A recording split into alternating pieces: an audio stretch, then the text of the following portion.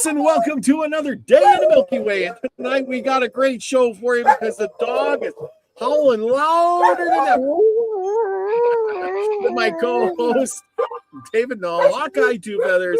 Welcome to the show. Greetings, friends and relatives and howling dogs. We greet you with the love and the honor of the infinite creator as always. And we continue to pray that each and every day, each and every one of you will continue to learn how to accept and receive the knowledge, the healing, the wisdom, and the many blessings from the universe. And hey, Miss Chloe Crystals. And so we greet you on this Thursday. And there is a really long story tonight. I just want to drop that. Yeah, we're rolling heads again. Rolling heads again. Oh. Well, not rolling heads. The Undying Head is the official name of the story. The name of the story, Undying Head. So it has to be cut off. So we haven't had a good head chopping in a while. So that's right. That's right. So anyway, greetings everybody, and thank you, and right back to you there, Robert. All righty, and we got stuff going on. Holy cow! You know, we're going to be talking about last week. It was the Modoc Indians and how they went to war with the white man and they lost. But you know, the big thing is they didn't just lose; they made a name for themselves in the rock formations, the lava fields, and 60 men against 1,000. Hey, they were brave. That is just sheer bravery.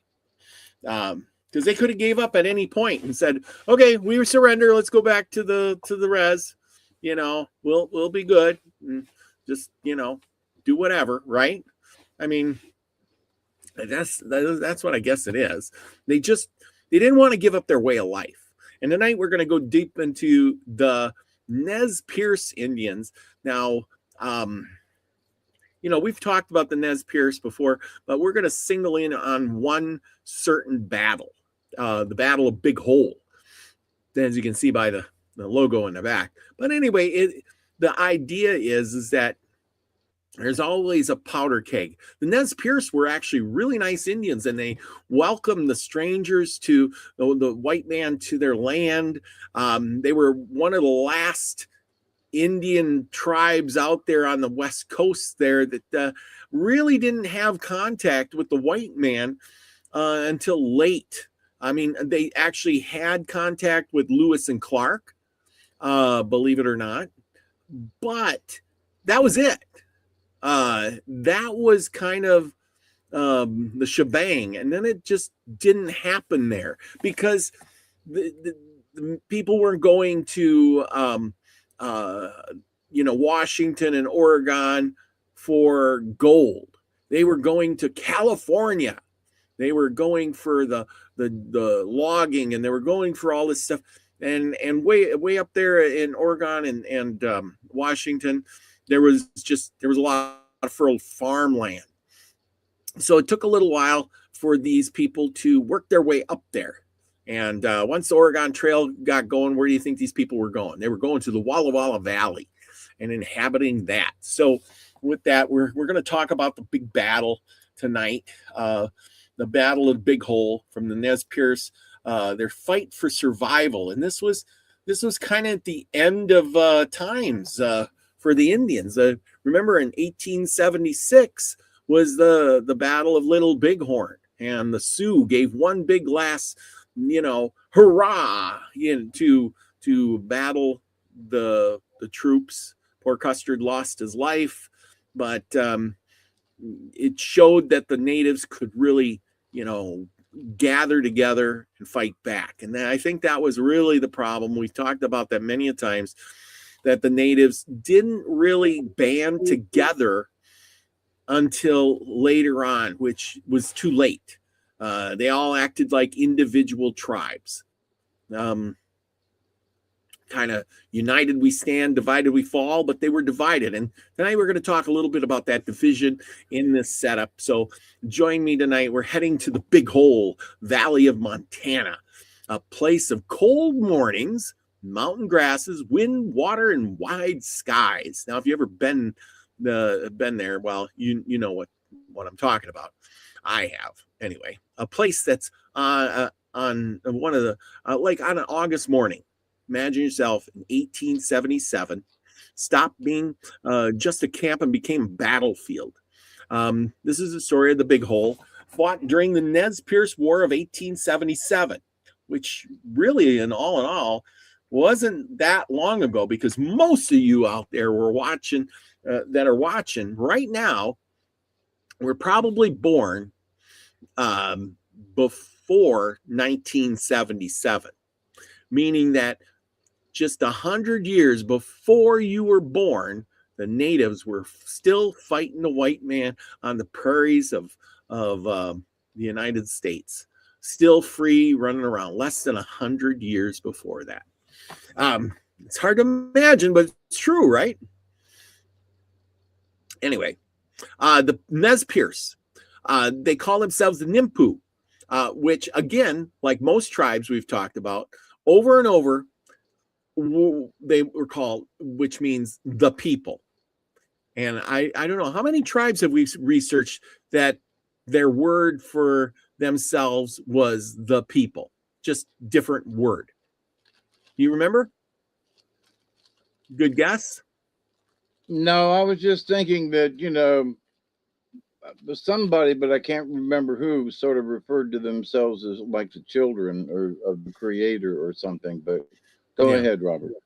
Yeah, they were all, I've heard this many times before, the people, or we are the people, or we are the children, or something. Like, you're right. It's always, a general information, like I'm human kind of thing, but we just call it something different. But anyway, they didn't march for conquest. They were people on the move, families, elders, children. Remember, they're on the move. They're trying to do, look at, you're pulling the cards. Everybody get your guesses in now. Oh, you're shuffling. Well, either way, you're getting them ready. They were people on the move, elders, families, children, warriors, horses, and they all could, anything they could carry. They had been forced into a terrible choice: leave their homelands and surrender to the reservation life, or flee and try to survive as a people. And by the time they reached Big Hole, they believed that they had earned a moment of rest. They had crossed mountains, outpaced soldiers, and entered Montana, thinking maybe, just maybe, the worst was behind them. The camp settled in, fires were lit, and lodges stood in the valley. Horses grazed and families slept. But before the dawn, on August 9th, 1877, the quiet broke, and Colonel John Gibbon and his soldiers, along with civilian volunteers, had found the camp. They moved in before daylight, and hoping surprise would end the fight quickly. But what happened at Big Hole was not simple, and it was not clean. Gunfire, yes, gunfire hit a sleeping camp. Panic tore through the lodges. Men and women, children were all caught in the first shock of the attack.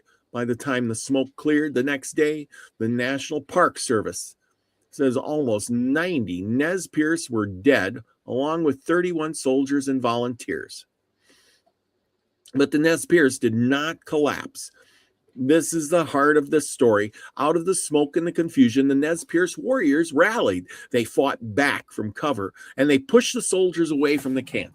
They pinned them down, and what began as a dawn strike turned into a brutal, desperate fight that lasted into the next day. Big Hole became the place of grief and resistance at the same time. And tonight, we're going to walk through it carefully. We're going to talk about who the Nez Perce were and why were they running, who led them and who pursued them, and how this battle changed the whole fight of 1877. We're going to talk about that famous guy, Chief Joseph, and Looking Glass, and Whitebird. And the people whose names in history did not always write down or get written down, those people who are just footnotes, or maybe didn't even get a footnote, mothers, children, elders, and horse holders. Yes, that's a thing. Horse holders who were in the camp when the firing started. And because this was not just a battle, this was a people fighting to remain a people. So tonight, as the fire gets low and the shadows stretch long across, remember this: sometimes history is not found in generals, orders, or battle maps. Sometimes it's found in camp at dawn, in the hoofbeats, the smoke, the cries, and the courage, and the terrible place of survival. And tonight's story is of the Battle of Big Hole with the Nez Perce fighting for that survival. Now, as we get into all of this, don't forget to get in there and get your guesses for the cards tonight, because Lucky, good old Lucky, thank you, Lucky, he posted all the ones to pick from. So you don't guess something like I would say gopher or something, because there is no gopher. There's rabbits, turkeys, weasels, grouse, horse, lizard, antelope, frog, swan, dolphin, whale. You have a big selection to choose from, but don't pick robin and don't pick something that ain't on there. It'll make the night go a little bit better. Remember, the animals are going to reflect what? Why don't you tell them a little bit about what the animals reflect? What's the point of checking what the animals? The animals are going to tell what? What do you mean what they reflect? Well, you choose the animals, and each animal tells a story. Hopefully, hopefully the animal cards will give us guidance. Yes. But I mean, each animal gives a certain guidance, right? And then you put that, you weave that together to make the message. Right. And so, and each of the cards has a meaning, where hawk is a messenger, for example, but so hawk right side up or hawk upside down. So the upside down doesn't necessarily mean it's a negative. A lot of times it means, to watch out for something or be aware of something, or maybe that you need grounding or something like that. So an upside down card doesn't necessarily mean something bad or negative, but it might mean that something negative is in your life that you might need to turn into positive. So, it's that. But but by drawing the cards, some of the messages over the last year or so have been pretty interesting. Watch out for this, and be aware of things, but also, to get up off your duckus and be active, like antelope. You have to be active and take action. So sometimes those cards, reflect, maybe you should do something more in your life. So, but anyway. Yep. So tonight we're going to be, I researched out of this book right here, and you too can get this book. It is by Alvin M. Josephy Jr. It's called The Nez Perce Indians and the Opening of the Northwest, Complete and Unabridged Guide. So this is quite the book. And as you can see, it is really thick book. Plenty of reading there. We're going to the back of the book. So like I said, we skipped over a bunch. There's so much there. Now I'm going to give you a little context. The Indians were being chased. They were leaving their homeland in the Walla Walla Valley, and they didn't want to go on the reservation. And the idea was, to leave. Well, what happened is that the natives. Can I ask a question? Yeah, go ahead. Where's Walla Walla Valley? It is in it's in Oregon, isn't it? Washington, Oregon.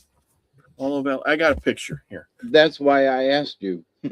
Yes, yes, I'm glad you did, because I have pictures and we have maps. Okay.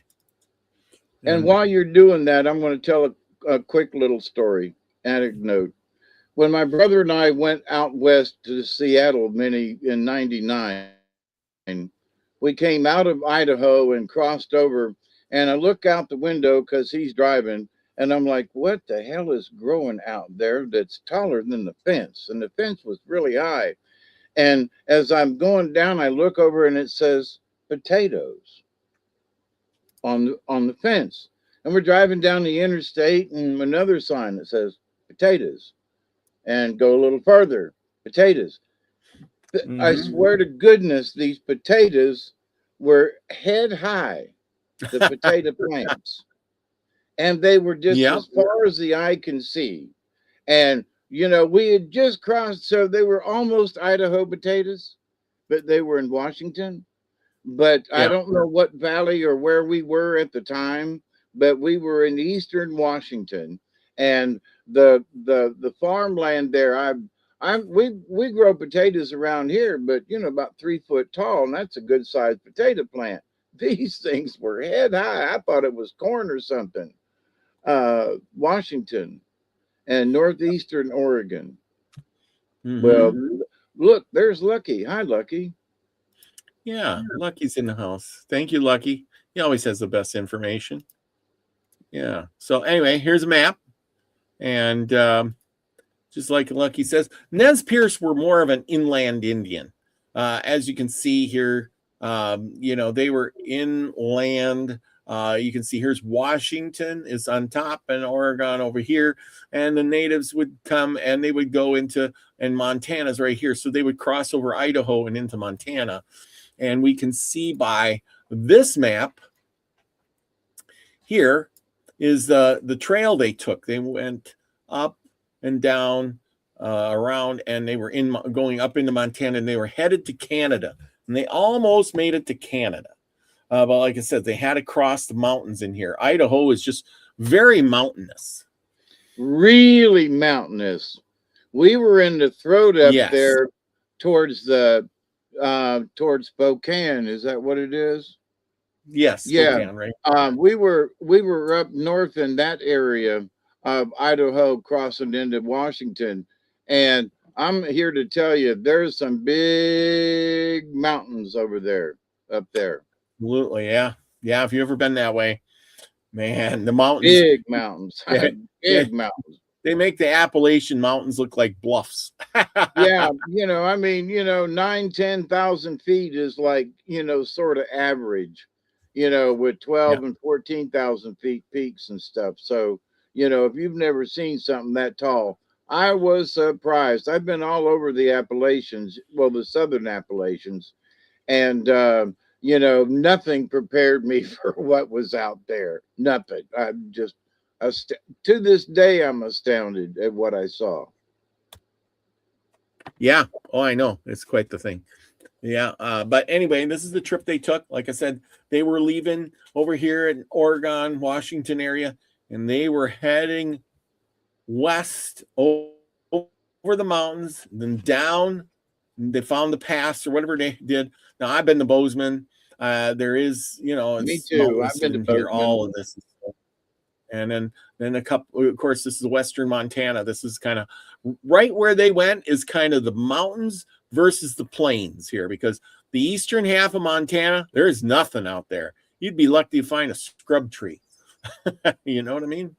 Yeah. And of course, you know, here's their route. They're leaving over here in Oregon, going up through, down, following the river, down into Wyoming a little bit, and then all the way up. They took the long way around. I mean, they didn't go straight across, not going straight across. They are going down. They're really trying to avoid these guys. You know, they're trying to avoid the troops. They're getting chased out. Here's a little bit of how it goes. And I got some stuff here underlined. And, you know, okay, so we got Howard.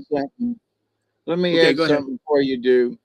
Just when you look at that right there, it does not explain the terrain.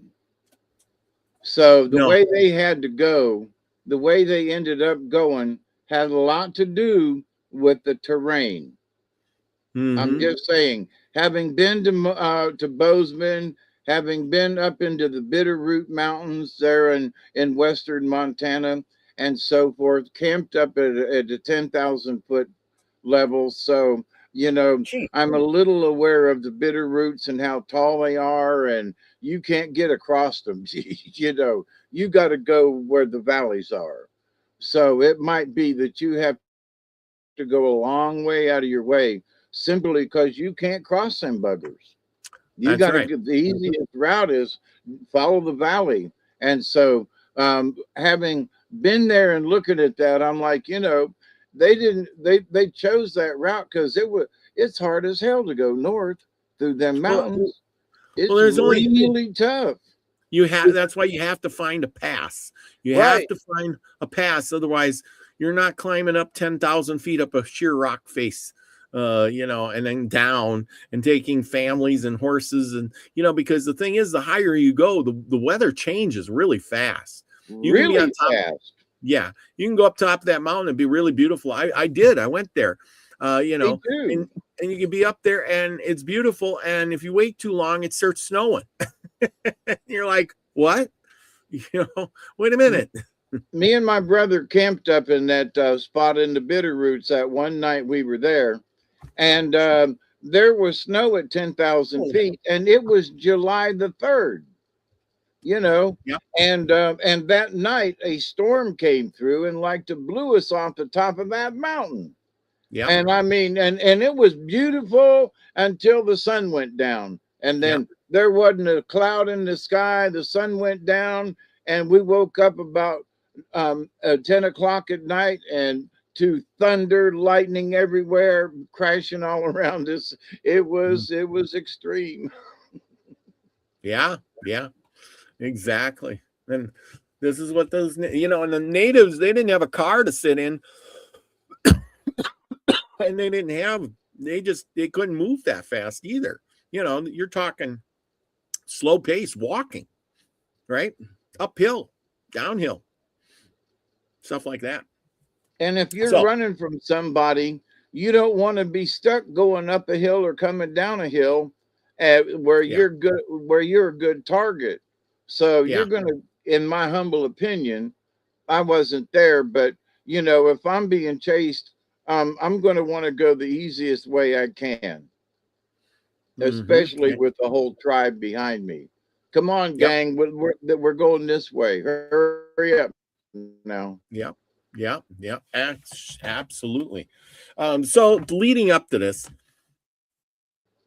um, they were running from Howard, the or General Howard, and so but he ran out of stuff, so he sent 175 more infantry back to the fort, and down the canyon. The next day, this was June 27, and they were preparing to cross the Salmon River.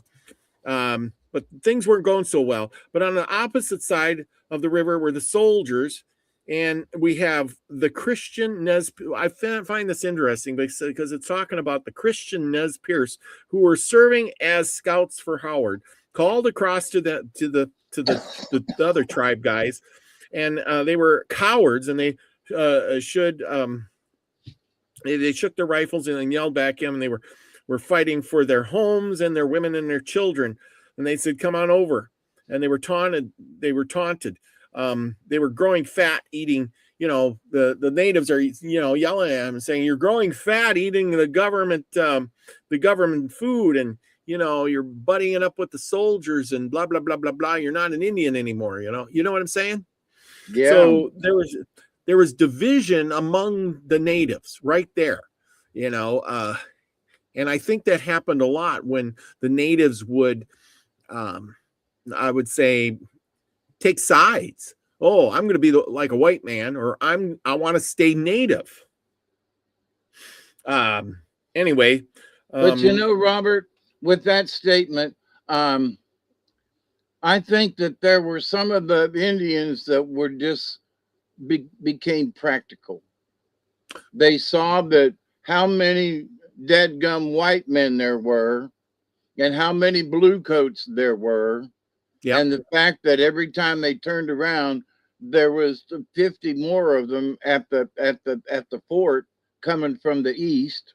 Yep. And they go out for a couple of days and come back, and there's 25 more that showed up in a short wagon train.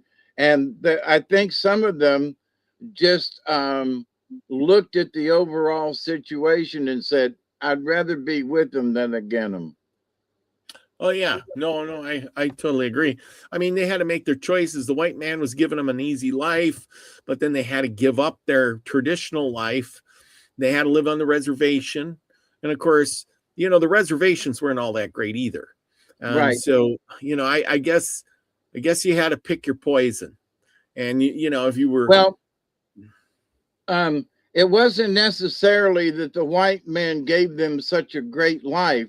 It's that as when they worked for the white men, they weren't picked on or shot at. That's true. There was the occasional drunken pioneer, that wanted to start a fight with an Indian. But if the Indian was working as a scout, many of them, were revered and what's the word I'm looking for? They were respected by the soldiers. And so it's like, so here you have these native men who have become traitors to their tribes. But I think they understood that, maybe I could get my brothers to just say, come on, quit fighting, go to the reservations and we'll work it out later. Yeah. You know, No, I totally agree. I mean, there sure was, conflict between the natives and the natives, and so now you're not only battling the white man, you're battling your own kinfolk pretty much, or your own tribes people. That made it really difficult. I guess that singles you way out in left field. Looking across the river, and there's a guy that you chase buffalo with, and now all of a sudden he's like got a gun pointed at you and yours. Yeah, exactly. It's hard. I mean, I don't envy them at all. I mean, you had to have a lot of courage to stick to your guns and be native if you wanted to be native. And I don't know, maybe that's the way it is nowadays too. Natives want to be natives and they don't want to mix with the white man either. I don't know, or maybe they do. I'm not sure.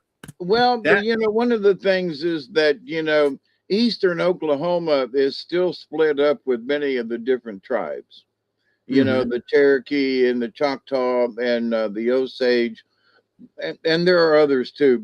And some of them have bigger portions of reservations than others. But in the state of Oklahoma, the tribal lands are not governed by the state because they're tribal lands. So half of the state is tribal lands of different tribes. And they are all represented at the state level. But the western half of the state and the panhandle like out there, those are where the white folks live. And some natives, but but the first western half of Oklahoma, I was studying it and I was surprised. I was like, dang, man, so there's a lot of tribal law that they have mixed in with government, in with American government. So you have representatives. Well, in tribal law, they had representatives, and who's going to represent this part, this tribe in the great big powwow. So we've got these chiefs, which, are the senators or the representatives or whatever. So the tribal law is very similar in a lot of ways because, some of it was, modeled after the Cherokee. Yes, it was. It was. So, yeah, no, I agree with you. I agree totally. Anyway, we got who were the Nez Perce? Then we're gonna go with that. the Nez Perce, their homeland covered parts of what are now Oregon, Ohio, Idaho, Oregon, and Washington, with a lot of bands living in places like the Walla Walla Valley. I just talked about the Clearwater country, Salmon River country, and the Snake River region. They were known for their horses, trade networks, fishing, camas root gatherings, hunting, diplomacy, and deep connection to the homeland. Remember, if you see an Appaloosa horse, that was their trade horse, is the Appaloosa. That's where we get it from. Key points that we're going to talk about here with the Nez Perce. There was not, of course, just like all the other tribes, there was not just a single chief for the whole tribe. You know, they were made up of different bands. They had different leaders and family groups and different councils, which made it probably really confusing. But in 1877, non-treaty, of course, now even you get more in the government, in with this, and you have the non-treaty bands, and these were forced into a terrible decision. And this is where it all, because some of the ones signed the treaty and they moved to reservations. The other ones didn't want to sign the treaty, and they don't want to go on a reservation. What do you do with those Indians? So the U.S. orders all resistors to be removed and to, whatever. So, it says then in 1877, the fight became a 126-day journey. That's a long time. Over 1,170 miles. Now, today, that would even take you most of the day to drive that in your car. And they're going to walk it, ride it, and climb up and down mountains through rough terrain. It would take more than 24 hours to drive that. Yeah. No, on exactly. An interstate. Well, I mean, I can drive from here to Wisconsin, I'd say 150 miles, and I can do that in about 14 hours. So, I mean, I guess you could probably do, if you just drove straight through, you probably could. But you got to be determined. Right. And you got to be driving 75 miles an hour, well, yeah, exactly. with very few stops, and you got to pee along the way, Yeah, that's in your car. I mean, can you imagine on foot up and down the mountains with no roads, no interstate to just say, oh, we'll just take the interstate and we'll walk real fast. And having, you've been out there and seen the mountains. Like I've camped up in those mountains and we drove through them for 2 days, and it's like, oh my God, no, I cannot imagine trying to go through them with just walking, I mean, just the terrain. No, I'm sorry. Not easy goings. Yeah, no, yeah, I know. And now remember, they're not just carrying themselves with a backpack on, all hiking in a little line, going up and down the mountains. No, there was about 250 women, 250 warriors, 500 elders, older people, and women, children, and more than 2,000 horses. Their leaders included Oklok, Whitebird, Tukalukazu, and Looking Glass, and Chief Joseph. Now, 2,000 horses, people. Wow. I know what 200 or 100 horses look like. I can't wrap my head around, even me, I can't wrap my head around trying to herd 2,000 horses through the mountains to get them to where we need to go, plus all those people. I mean, talk about crazy. They're moving pretty much their whole tribe literally on foot and horseback. And they were carrying their teepees.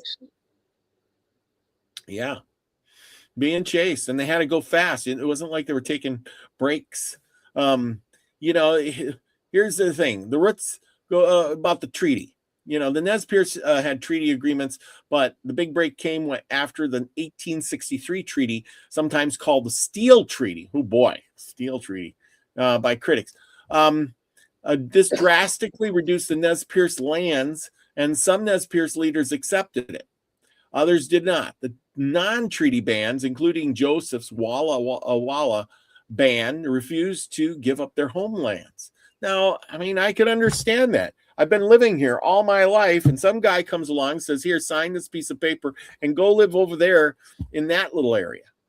And you go, but all the animals are here. This is where I've lived. I moved from there to there to there to there to there.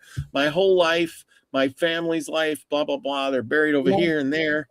My grandmother grew up over there, and my mother and father, and I have grown up here as a brave, and all of our ancestors. And you want us to do what? Yeah, you go move over there.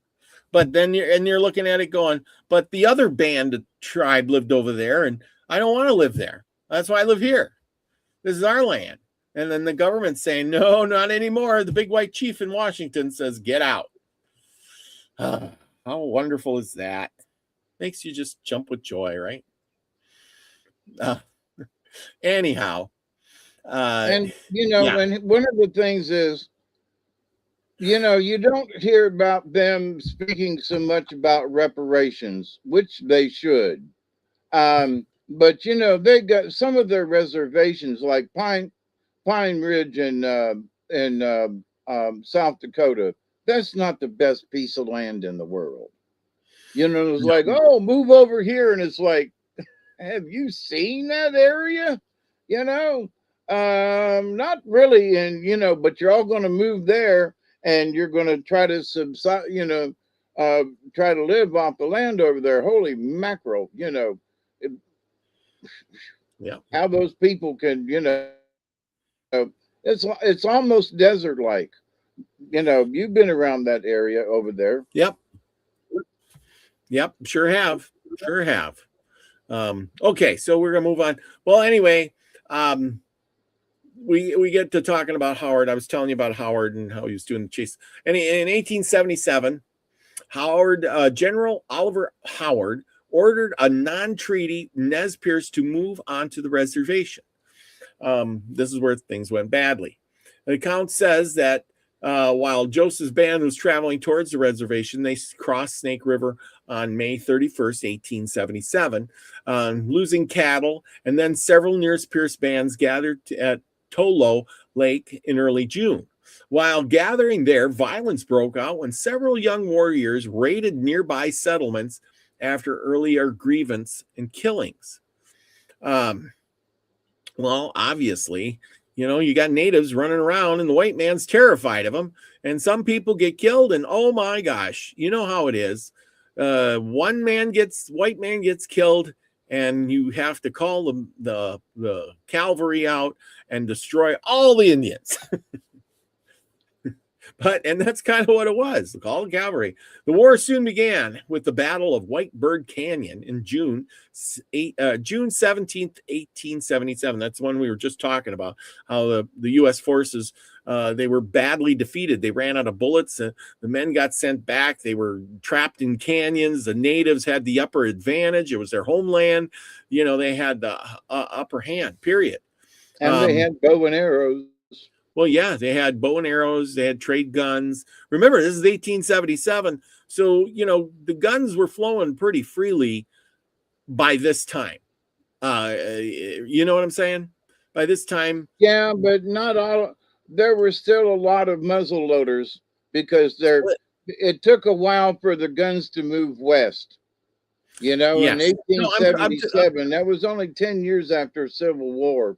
So, there were a lot of guns still in the Midwest, I guess, Arizona and that kind of thing, and had not quite moved up there to Idaho. But they did have them, but loaders. They were still dependent on muzzle loaders. They hadn't all quite, made the transition to the revolvers. Absolutely. Okay, so the war the blue coats did, though. Yes, they had, and that was the thing. There was a break and pause, and that's when General Howard stopped and had to go get new artillery, and he brought howitzers, to try to, and at that point, howitzer is a small cannon, And the natives didn't really they couldn't fight against a cannon. They didn't have cannons. Even with the best bow and arrows or the best muzzle loaders, a cannon's just gonna kick your ass. Needless to say. But a cannon is very difficult to move across the land. Very, very, very difficult. They're heavy. There's gunpowder. There are the cannonballs that go in it. Those weigh a ton, literally. You have to have a wagon full of them suckers to do any good. So, but they had cannons, but they had to get the cannons in the right position, and so it would be like they set up the cannons while they're going by. Yeah. Well, but it talks about here how he did, Howard did bring up the cavalry and he brought in a blast them from the tail end.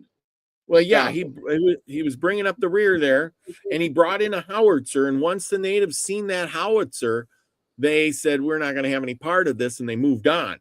And they had to move on so fast that it says in this book, it says the pine covered country, they would travel through what was extremely rough terrain, and to hurry out of the soldiers' way, they would have to leave much behind. So they made catches, which are spots where they're going to leave their stuff. Were made, and large stores of provisions and equipment, including flour, roots, sugar, axes, bags, kettles, were visions of equipment including were hidden along with along the Deer Creek. And then it says the next morning they were all ready. Scouts were detailed to stay behind to watch the soldiers. What? Go ahead. So they couldn't take it, so they stashed it, okay? Yes, exactly. They stashed it. They couldn't take it. They could move quicker without loading. I mean, can you imagine trying to carry your kettle and all this store of food, as you go? Just take what you can carry and get on out of there, kind of thing. Because you could always sneak back and get it. Yes. But if you got caught trying to carry it with you, you were sunk. Yeah, so keep going. I'm sorry. Oh, that's all right. So they hit them along Deer Creek, and the next morning when they were ready, the scouts were detailed to stay behind and watch the soldiers, while the main body of the Nez Perce started across the high mountain plateau, herding between 2,500 and 2,500 to 3,500 horses. Now, this book says it's even more horses than the other stuff I found. And they were shepherding women, children, and old people. And the sick and the bands paralleled the Salmon River northward, and in a remarkable journey of some 36 hours, imagine moving for 36 hours, herding almost 25 miles over steep, rugged country, finally descending to the Salmon at a place known as Craig Billy Crossing. So in their rear, far up the river, the scouts had seen Howard's men finally get across the Salmon. Soon after the bands had left Deer Creek, chasing after the families, they brought the word that the soldiers were now on the same side of the river, and the chiefs were satisfied at the Craig Billy Crossing that they would recross the Salmon and leave the troops in the mountains. And I think their idea was to cross the river and then go cross again. And then because the soldiers, unlike the natives, didn't stash catches. They took everything. They took the howitzers, they took the men, the horses, everything that they had, they brought the whole shebang, no matter if it took 2 days or 10 days. I mean, wagon. Yeah. See that there is advantages to both. If you leave all your stuff behind, you're going to move really quick. If you take all your stuff with you, you're going to be really prepared, for a big battle. Even if you're slow moving like a turtle, you're still, going to be super prepared. You're going to be top notch, ready to do battle. You're going to have every bit of ammunition you need, every bit of clothing, food, you're going to be able to feed the soldiers, et cetera, et cetera. But if you're the natives, you're going to drop everything so you can hightail it. They're going to go for 36 hours straight. They're going to, they're going to be miles. You know how long it would take the army to go 25 miles? Days. You know what I'm saying?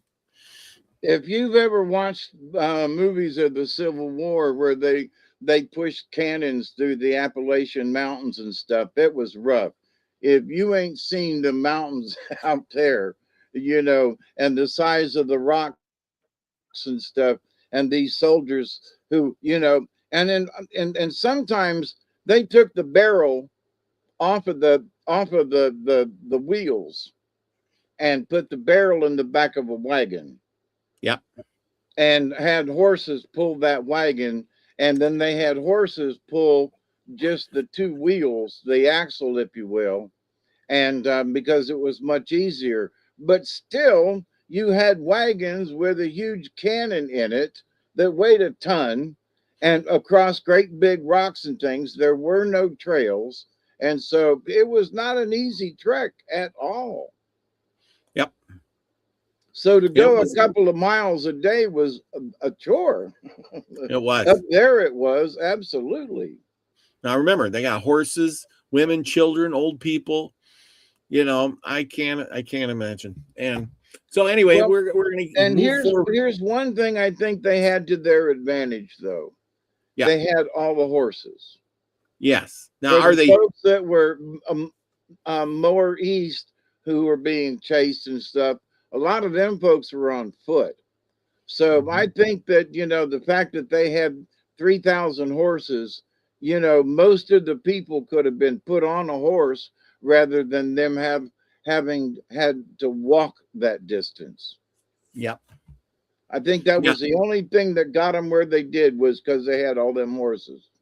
And even so, you couldn't run the horses. The horses would have been at a walk the whole time, because you're not running. You're walking. But it still would have walked faster than a person. That is true. And longer. You could run that. You could ride. You could get that horse keep going longer than a human could go. Yes, definitely. Okay, let's move on. Okay, so then they're on the move. Now we are going to introduce you to Colonel John Gibbon. Now, Colonel John Gibbon was a U.S. Army officer commanding troops on the 7th U.S. Infantry in Montana. And before the Nez Perce War, he had already been in the Civil War officer. And in 1877, General Howard telegraphed him, again, we're late in the century and technology is moving faster than what the natives can realize. The natives had, maybe black powder guns and bows and arrows. The military, the cavalry had repeating revolvers, carbines, even if they were still single shot breech loaders, they were still carbine, shell, get wet, whatever. And in natives had to pack the thing and, boom, kind of deal. Go ahead. Here's something else. In the technology of the white man, they had binoculars. Yes. And the binoculars were starting to get better by that time, because they used them during the Civil War. But after 10 more years, lens grinding and so forth and polishing got better and so forth. And so there's a guy sitting here with a pair of binoculars who can see the Indians a long way away, where the Indians turn around and, they don't see that. Yeah. Well, no, there was a great advantage with that right there. Well, yeah, and the natives didn't really have the knowledge of that, being on the other side of again, they weren't coastal Indians, where on the coast, they would have gotten to see new technology. But being inland natives, they weren't going to see that technology because it's slow to move. And so they didn't understand what a telegraph was. They didn't understand that it traveled faster. So what happens is here it is.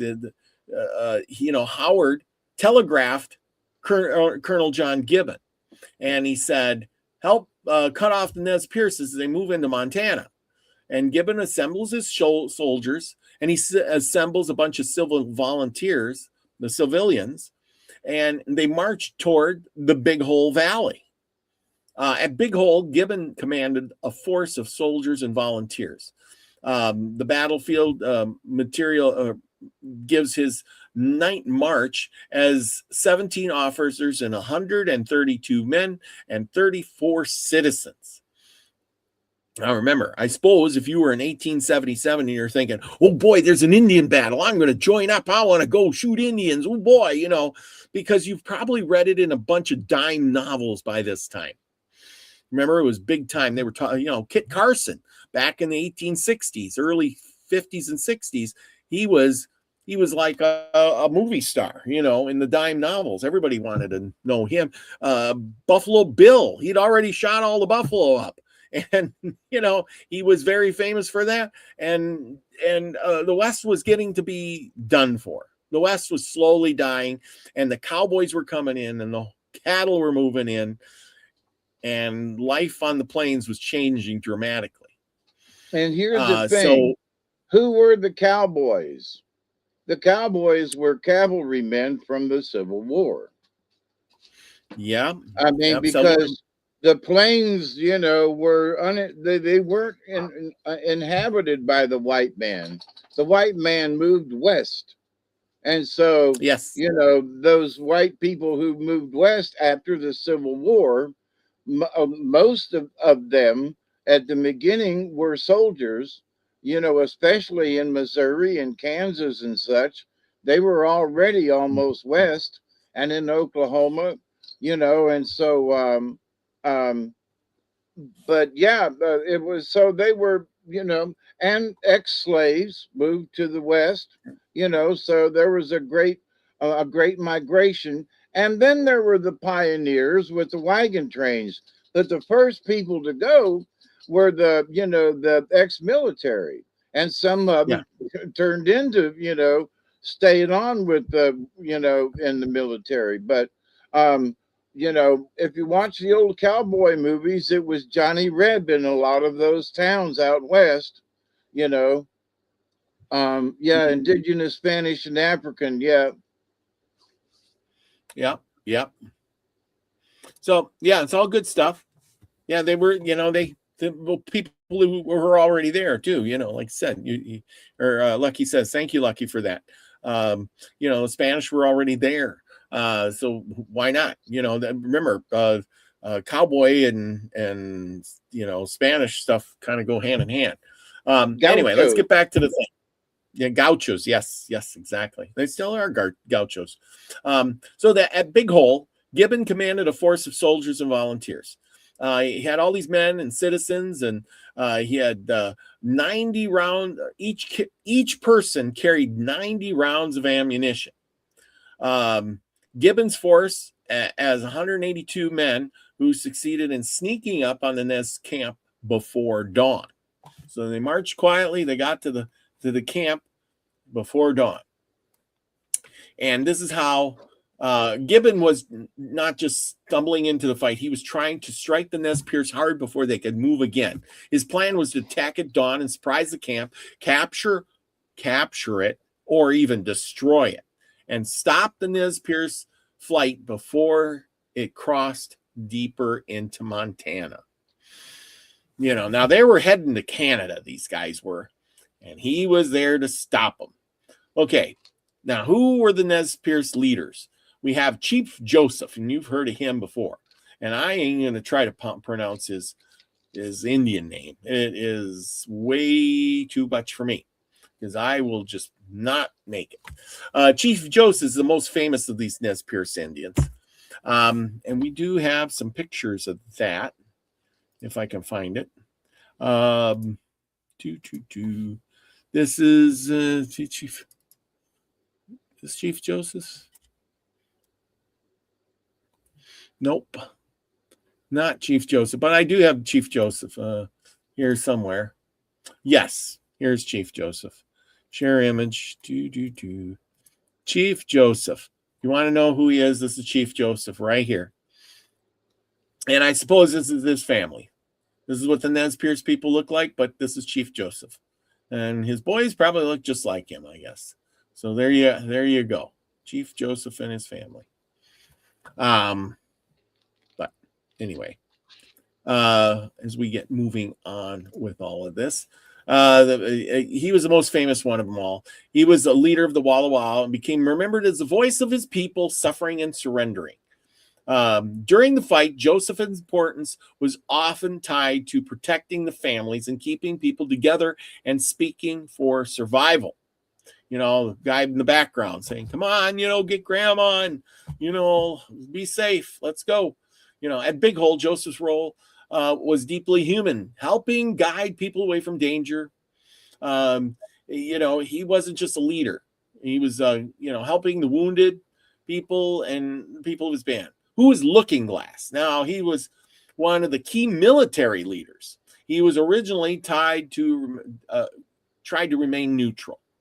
Looking Glass had opposed the 1863 treaty and sympathized with the deposed bands, but he advocated peace. Most of these tribes, these leaders, really did advocate for peace. It was just some of the warriors or some of the stragglers or people who were offended and didn't have food. I'm starving to death. I'm going to go over there and take that settler's cow. No, my son, think of peace. Don't do that. But if he does do that, well, then all the white men are after you. It doesn't matter if you're the chief or not. Okay, on July 1st, 1877, soldiers under Captain Stephen Whipple attacked Looking Glass's camp near Clearwater.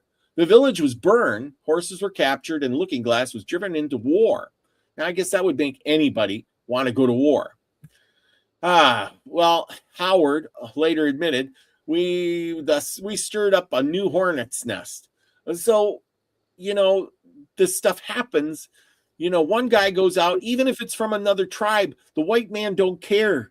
He doesn't care if, little hummingbird from over in, Lone Wolf's tribe comes over and kills the cow. The white man marches down the hill and says, look, there's an Indian village. Let's destroy it and show them what they're made of, right? And then that's what they did. This has happened many a times. Yeah, man, it was always the white man's solution was to kill them all. Yes, exactly. Let's exterminate them. They're just, you can't trust them. You're there and they want to, scalp you and, all these things and blah, blah, blah, blah, blah. They're evil, they're mean. They want to take your stuff. They're violent. They're savage, blah, blah, blah. They're the devil. And they're not. They're really not. Susie Q, good night. Hope you love you bunches. Thank you. Cosmic hugs. Yes, Sleep well. exactly. But that's the thing, they didn't matter. Just, so anyway, who's the next chief we're going to talk about? Whitebird. He was another important non-treaty leader. He was connected to the early fighting, especially Whitebird Canyon, and later remained one of the leaders pushing for the survival and the escape. And during the council and after battles, Whitebird often favored moving towards Canada rather than trusting the safety in Montana. In the history, after Big Hole, Whitebird and others debated the route forward. Whitebird and Red Owl favored going north to Canada. That was kind of their goal, is to go to Canada. They thought if they could cross and get into Canada, people would just leave them alone. They were looking for an out, and unfortunately, they couldn't find one. They weren't looking for war. They were looking for an out. Yeah, these people wanted peace. It says here, Looking Glass tried to avoid war, but the army attacked his village, and the men who might have stayed neutral became one of the most important war leaders in the fight. And that's the thing. The army didn't march in there and say, we have problems over here, and, 2 cows were killed and a settler was injured or killed. Who did this and how can we bring them to justice? Nope. It was like, there's the natives down there. Let's take the big howitzer down the hill and blow them to smithereens. And you guys surround the camp and burn every house and village and shoot everybody, including women and children. That was the philosophy. None of them went in there to negotiate anything. No, they The didn't. army went to blow them up, period. They did. That's why They they did. took a cannon. Yes, So they think did. about that. So And the white here's the man was, natives trying their best not to make war. yeah. And then once the native or the fighting started and the natives started shooting back, I was like, hey, they're shooting back. Let's go. Charge. But and it wasn't very often that the military got their butt handed to them, so they most of the time they won the war. They won the battles. I mean, the white man didn't lose the battles very often. They'd go in there with 100 or 200 troops and wipe out 300-400 Indians because they had advanced technology. Like you said, they had the binoculars to see the Indian on the ridge. They had a cannon to wipe out gobs of them at a time. They had guns that could shoot farther and longer and be reloaded faster. They brought all they moved like a turtle, but they brought all their supplies. And they didn't They have brought women all and their children. toys. Yeah. Again, they didn't have women and children to protect, whereas the natives brought their whole family along. We as white men would never think of taking our families when we go to war. It'd be like, oh, you're going to join the war? Well, my wife and child are coming too. They're going to be right out in the battle with me. Well, How but crazy is that be?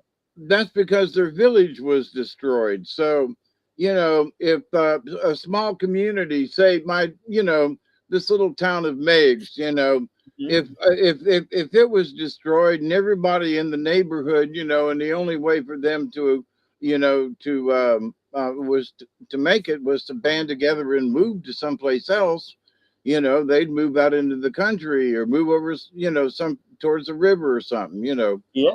But so back then, that their home, their homes were destroyed, and so they had to move. They did. They had to keep going. They did. They had no choice. Yeah, no choice. Exactly.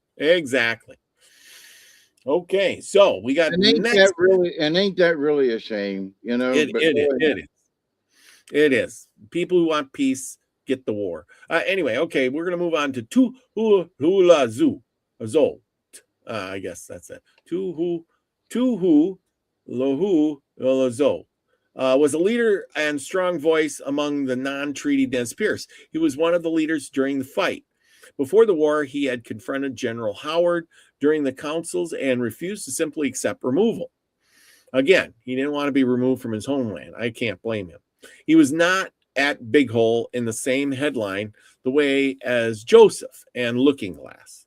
But he still belongs in the leader lineup because he shows the spiritual and political resistance behind the movement. Tulazu was not only a military resistance, he was a spiritual resistance, political resistance, and homeland resistance. So, a little bit of everything. He was more like probably a shaman. Okay, so where was the Battle of Big Hole? The battle took place in a Big Hole Valley near the Big Hole River, obviously, and it was now, which is western Montana, and today it is preserved as Big Hole National Battlefield, part of the Nez Perce National Historical Park. The National Park Service says that the battle occurred on August 9th and 10th during the Nez Perce Flight of 1877. Wow. And the camp was along the river. The area had willows, open meadow, river bottom, and nearby slopes that mattered because the Gibson attack and the soldiers came through the willows and the swampy ground and struck the camp at dawn. The Nez Perce warriors rallied from surrounding cover and higher ground. But this is the Big Hole Valley country is really beautiful out there. It really is. And, they just wanted a place to rest. That's all the natives wanted. They've been traveling hard for a long time and they just want a place to rest, set up their camp, eat some food, let the horses rest. What did they get? They got death. That's what they got, death. Now, I hate to be blunt with you all people, but that's really what happened. Sorry. The day before the battle, on August 8th, 1877, the Nez Perce had crossed into Montana, and they moved peacefully through the Bitterroot Valley and believed they had escaped the immediate pursuit. Only in their minds, because they didn't understand technology, as we said. They said the leaders believed that the military would not pursue them into Montana although some of the people had bad premonitions. You know, the natives, they always have these premonitions. And how that is, I don't know. They arrived at Big Hole on August 7th, unaware the military was close behind. Now, the military wasn't coming from behind, following them. They were ahead of them. They were, because of the telegraph. Again, technology. It's amazing what a little bit of technology can do. Okay, so Gibson's men had located the camp, and the troops rested about 11 p.m. Then began moving quietly towards the Nez Perce camp. So at 11, so these troops are traveling through the dark at night. How fun! Hope it was a full moon. The battle begins at dawn, August 9th. Before dawn, Gibson's soldiers moved in position. The army had spotted the teepees the day before, and they camped about 5 miles away. They left their supply wagons and the howitzer in reserve. They divided the force and moved towards the camp during the night. At about 2 a.m., they had formed up near the river and waited for dawn. Then the attack came. The U.S. troops fired into the sleeping camp. The first shock was devastating. People waking to gunfire, smoke, confusion, and shouting. The soldiers initially gained control of parts of the village, but this was where the story turned. The Nez Perce did not stay broken, which is a good thing. The warriors rallied, and they grabbed weapons, and they moved to cover and began firing back.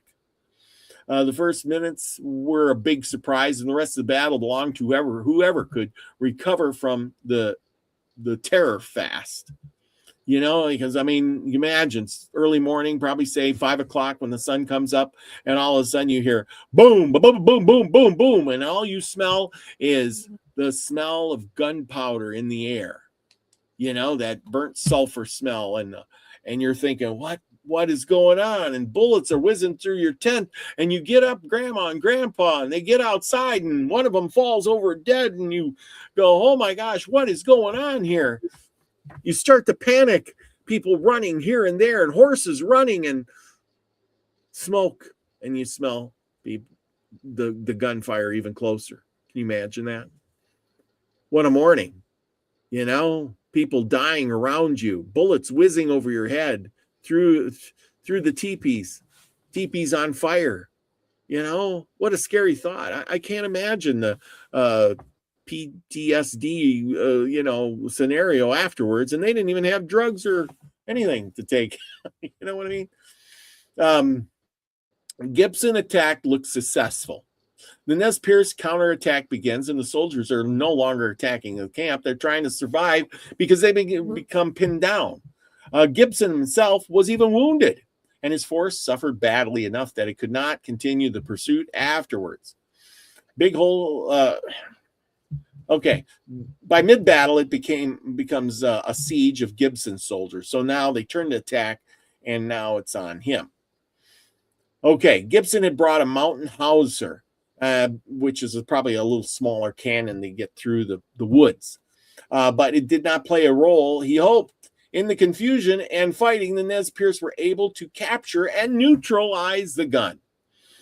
Why did this matter? Because the army had brought heavier firepower, but it broke the confidence. It got rid of the big gun, and this was a decisive move in the battle, because that technology of the howitzer is what would win the battle. Unfortunately, and it evened the playing field, because now they're both dealing with rifles. Yes, exactly. Skill, men against men. Anyway, battle, this was deciding the decline of the battle. Soldiers were pinned down, and after being forced away from the camp Gibson took his defensive position, and they were wounded, and thirsty, and under fire, and unable to pursue. The fighting continued through August 9th and 10th, and the Nez Perce warriors kept pressing them on and on, enough to let the families escape. That was the whole idea. Remember, the warriors are going to fight, and the families need to escape. It's all about the women and children, man. They gathered up what they could and moved away. This is where the battle becomes a delaying action in the Nez Perce. They were not out to destroy every soldier either. They probably could have. If they really pressed it, they could have probably starved those guys out. They could have probably killed them all, but that wasn't the goal. It was to, keep them pinned down till they get the women and children out and then leave and run away, because that's what they do the best. Run. If you can't fight and overpower, then you run away. The Nez Perce fought not to conquer the battle, but to, buy time for the families. Okay, so casualties. Who was in the casualties? And it wasn't that they were afraid to fight, No. Remember, they didn't want to fight. It wasn't. They didn't want to fight. They really didn't want to fight. That's why they were running away. They wanted just to have their own peace. They wanted to be natives on their own terms, not natives on a reservation and become white men. By 1877, I'm sure the military, the army, the government had a pattern on how to convert the native into a white man. I mean, they've been doing it now at this point in 1877, they've been doing it for over 100 years. It wouldn't, by this time they moved most of the natives into Oklahoma if they wanted to go or not, right?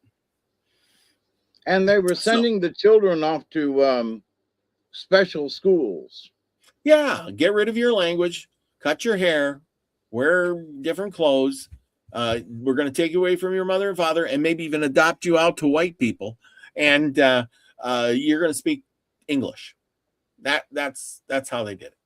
And we lost. And they were beaten. They were tortured. They were starved. They had their hair cut. If they ever were caught speaking anywhere near their native tongue, they were chained in a basement. I mean, you're right. We hear stories about where the kids died and they just dug a hole and threw them in, and said, "Oh well." Yep. How do you beat or kill a little kid? And just go, "Oh well, it's just a native. Don't worry about it. He's just a nobody. All life matters." Anyway, let's move on with this so we can get on with the story. Okay, so the battle involved the attack at dawn on the Nez Perce encampment, and it was a historic moment in 1877 of the flight. The casualty numbers varied slightly by source, because who's there to count the bodies? But the common figure is around 29 to 31 soldiers and volunteers were killed, and roughly between 70 to 90 Nez Perce killed. Wow, that was a big chunk of them. While many of the women and children, and one source says Gibbon's losses as 29 dead and 40 wounded, while Army body count found 89 Nez Perce dead, mostly women and children, which is pretty sad. You go down there with the military and you're shooting and killing, and who are you killing? You're killing the women and children. Shame on you, right? Really, that's not a war. That's a massacre. Yes, that's just wrong. Oh, but they killed so many of our soldiers, but you massacred women and children. Yeah. They didn't fight you. You massacred them. Okay, I'm done. Yeah. No, the badly damaged Looking Glass credibility because he had believed Montana would be safe. Well, of course he did. We moved through the mountains. He was old by this time. He didn't understand telegraph. He didn't understand the technology. How did the white man, the soldiers, get from over there, cross the mountains and come over here before we did? And we're going really fast. You know what I'm saying? Yeah. So he didn't know that there was an army in front of him. No. He thought he was still being pursued, and that was Yes. far from it. There was an entire army already in front of him, so they're running Absolutely. like hell and going, "Phew, we made it." And then, wait a minute, how'd y'all get here? Again, it's like they say, when you're running from the cops, you can't outrun the radio. Yeah. Breaker Nope. 19, he's coming around the bend. He's coming up the corner. He's going to turn on 58 and get on 62. He's going north on 58 about 100 miles an hour. Can you cut him off at the bridge? Cut him off at the bridge. This is Buford T. Justice. I got it under control. If you remember Buford T. Justice. Anyway. Oh yeah. But that's the thing. And no matter how fast you could drive, no matter how fast these Indians can run, they can't outrun the telegraph. You can't outrun the soldiers when they're on both sides of the mountains now. Because these natives they don't go through the pass and through the mountains and travel all that way to say, hey, look, the white man's over here now too. So anyway, let's get going. We're gonna finish this up. And all they had were smoke signals. Yeah, smoke signals, maybe mirrors. Remember, they had mirrors; they could signal with mirrors. Yeah, But still, even so, that's line of sight. Line of sight. Okay, after the battle, the Nez Perce withdrew from the battlefield in good order and continued their fight. Gibson's force was too damaged to pursue effectively, and General Howard's force arrived afterwards and continued the chase. Remember, they were coming up on the rear, but they were moving the whole army, so it took a while. For the Nez Perce, Big Hole was a terrible blow.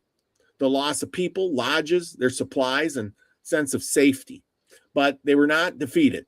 They moved on through Montana into Yellowstone country, then northward towards Canada. Big Hole did not stop the Nez Perce. It wounded them deeply, but they kept on going. Can you imagine 1877 and you're going through Yellowstone, and people at this point, Yellowstone's a national park, and you're, can you imagine? Oh, honey, let's go see the bears in national park. Oh my gosh, look at that! A whole herd of Indians and 3,000 horses coming down the trail.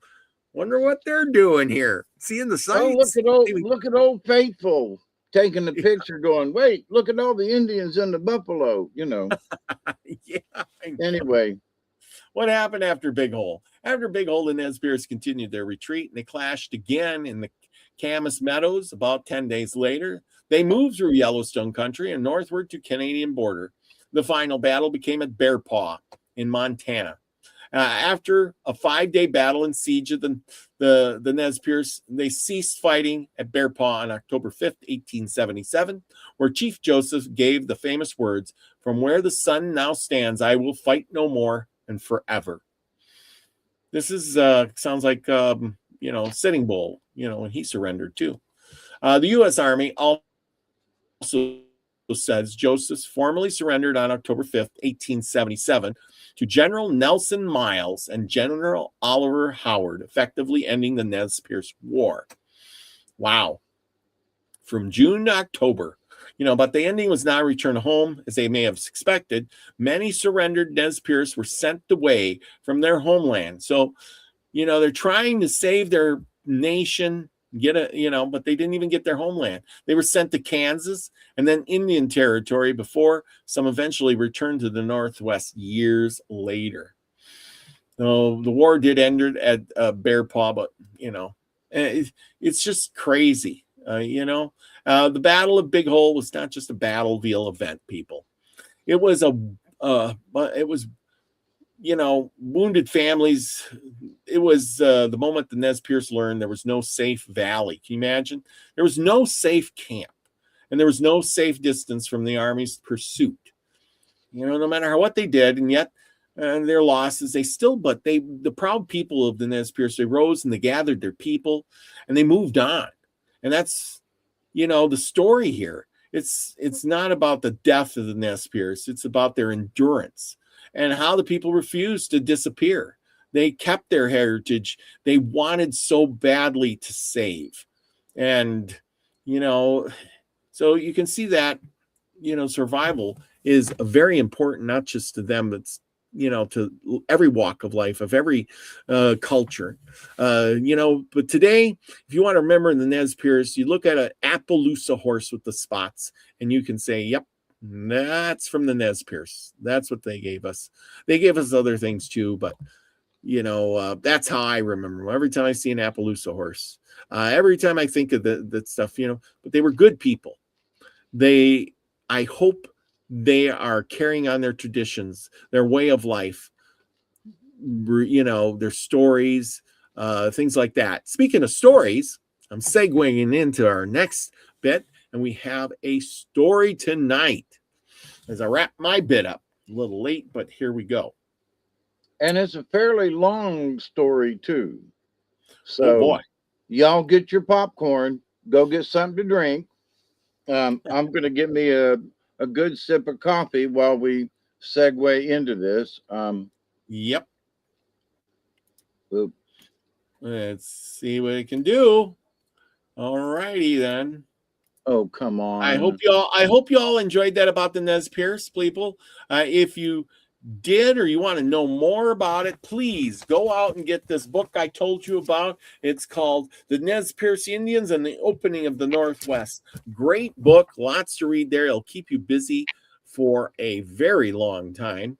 Lots of information in there. Please go out and learn about the Nez Perce Indians. If you don't have the book, go down to your local library where all the information of the world is kept. If they don't have a book that you want, request one, and maybe they will get it for you. But I'm saying is that this is it's in books. The information isn't always on the computer. It's in books, and it's preserved for lifetimes in a book. Please go read. Expand your mind. Most public libraries, if you look up a book and they don't have it at your public library, you can most of the time request it from the central library in that state, and they will send it to that branch, and then you can check it out. The state of Georgia it used to have it. I'm assuming it still does. So, but if you find a book and they've got it in a card catalog in the even in a regional library, the regional library will send it to a branch library. So, but anyway, so tonight's story, I am reading and continuous reading from the book Folklore and Legends, North American Indian, by J.B. Lippincott and Company in Philadelphia, 1891. So this book was written 10 years after, 15 years after, anyway, not long after the War of the Whole. So this story tonight is called The Undying Head. In a remote part of the North lived a man and his only sister who had never seen a human being. Seldom, if ever, had the man any cause to go from home, for if he wanted food, he had only to go a little distance from the lodge, and there place his arrows with their barbs in the ground. He would then return to the lodge and tell his sister where the arrows had been placed, when she would go in search of them, and never failed to find each struck through the heart of a deer. These she dragged to the lodge and dressed for food. Thus she lived until she attained womanhood. One day her brother, who was named Iamo, said to her, "Sister, The time is near when you will be ill. Listen to my advice, for if you do not, it will probably be the cause of my death. Take the implements with which we kindle our fires, go some distance from our lodge, and build a separate fire. When you are in want of food, I will tell you where to find it. You must cook for yourself, and I for myself. When you are ill, do not attempt to come near the lodge or to bring in any of the utensils you use. Be sure to always have fastened to your belt whatever you will need in your sickness, for you do not know when the time of your indisposition will come. As for myself, I must do the best I can. His sister promised to obey him in all he said. Shortly after her brother had cause to go from home, his sister was alone in the lodge combing her hair, and she had just untied and laid aside the belt to which the implements were fastened when suddenly she felt unwell. She ran out of the lodge, but in her haste forgot the belt. Afraid to return, she stood some time thinking, and finally she determined to return to the lodge and get it, for she said to herself, "My brother is not at home, and I will stay but a moment to catch hold of it." So she went back and, running in, suddenly seized the belt and was coming out when her brother met her. He knew what had happened. "Did I not tell you," said he, "to take care? Now you have killed me." His sister would have gone away, but he spoke to her again. "What can you do now? What I feared has happened. Go in and stay where you have always lived. You have killed me." He then laid aside his hunting dress and accoutrements, and soon after both his feet began to inflame and turn black, so that he could not move. He directed his sister where to place his arrows so that she might always have food. The inflammation continued to increase and had now reached his first rib. "Sister," said he, "my end is near. You must do as I tell you. You see my medicine sack and my war club tied to it? It contains all medicines, my war plumes, and my paints of all colors. As soon as the inflammation reaches my chest, you will take my war club and with the sharp point of it cut off my head. When it is free from my body, take it, place its neck in the sack, which you must open at one end, then hang it up in its former place. Do not forget my bow and arrows. One of the last you will take to procure food. Tie the others to my sack, and then hang it up so that I can look towards the door. Now and then I will speak to you, but not often." His sister again promised to obey. In a little time his chest became affected. "Now," cried he, "take the club and strike off my head." His sister was afraid. but he told her to muster up courage. Strike, said he, with a smile upon his face. Calling up all her courage, his sister struck and cut off the head. Now, said the head, place me where I told you. Fearful, she obeyed it in all its commands.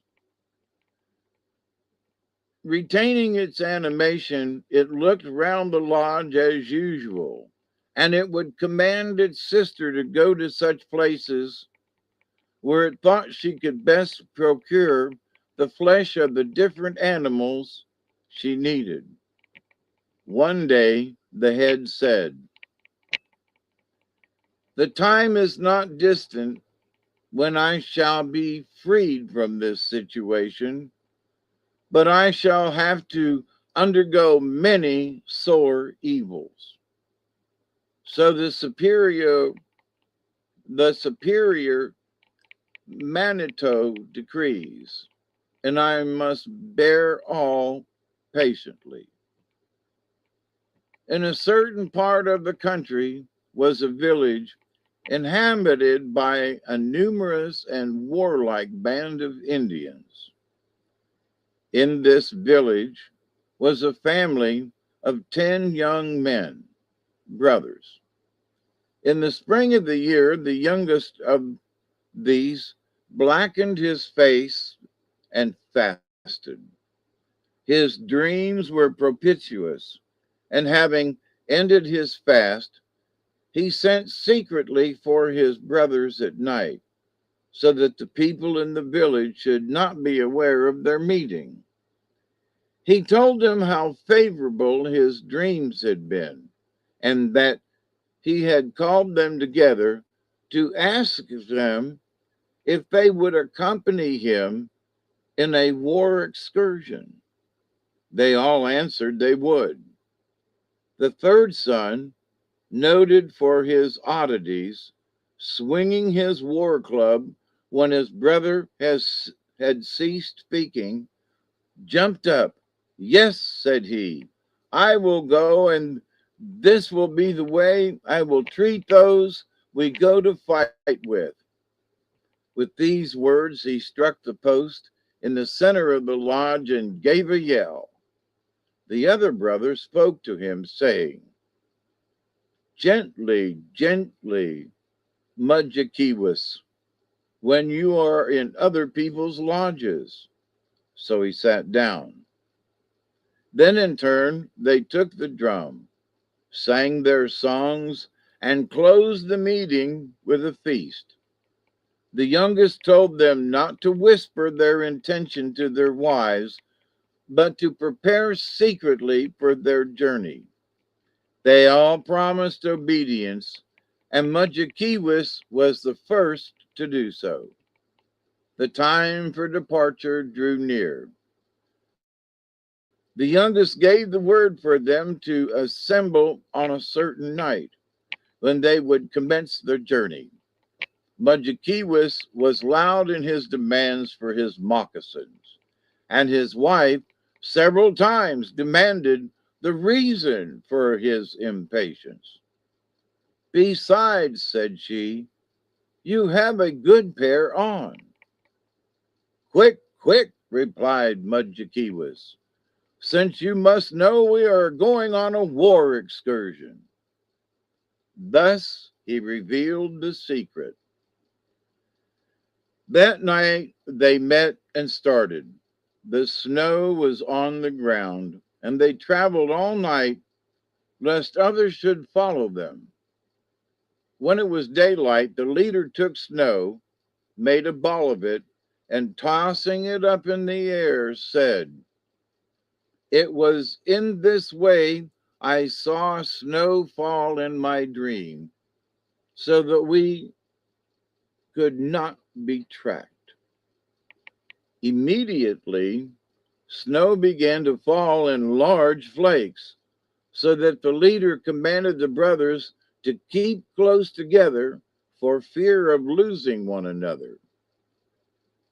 Close as they walked together, it was with difficulty they could see one another. The snow continued falling all that day and the next night, so that it was impossible for anyone to follow their track. They walked for several days, and Mudjekeewis was always in the rear. One day, running suddenly forward, he gave the Sasaquan, the war cry, and struck a tree with his war club, breaking the tree in pieces as if it had been struck by lightning. Brothers, said he, this is the way I will serve those we are going to fight. The leader answered, slowly, slowly, Mudjekeewis. The one I lead you is to not to be thought of so lightly. Again, Mudjekeewis fell back and thought to himself, What? Who can this be he is leading us to? He felt fearful and was silent. Day after day they traveled on till they came to an extensive plain, on the borders of which human bones were bleaching in the sun. The leader said, these are the bones of those who have gone before us.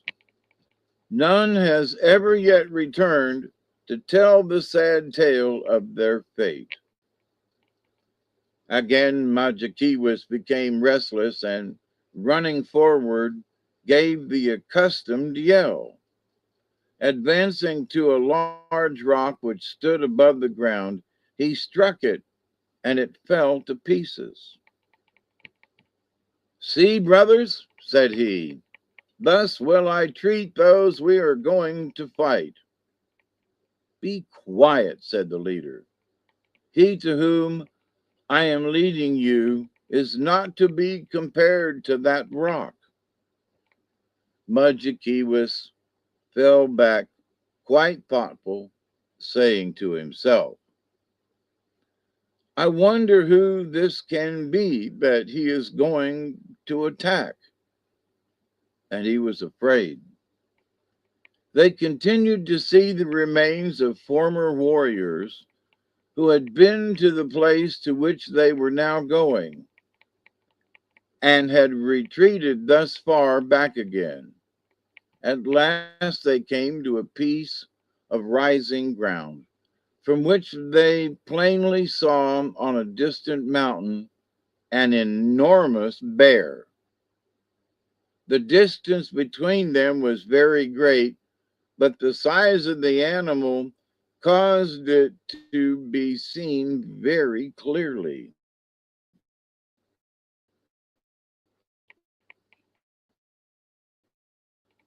There, said the leader,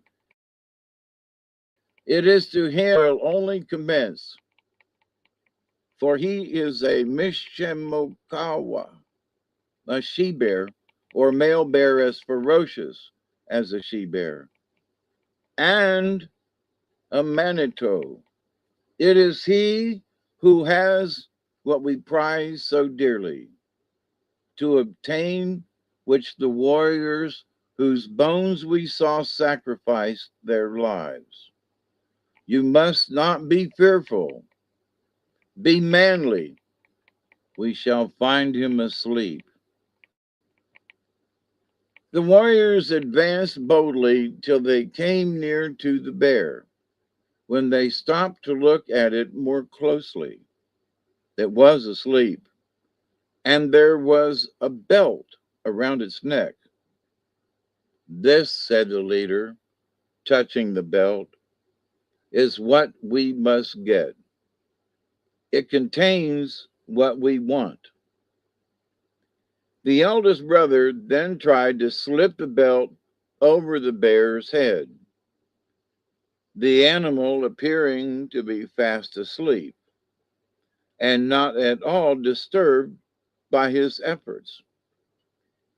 He could not, however, remove the belt, nor was any of the brothers more successful till the one next to the youngest tried in his turn.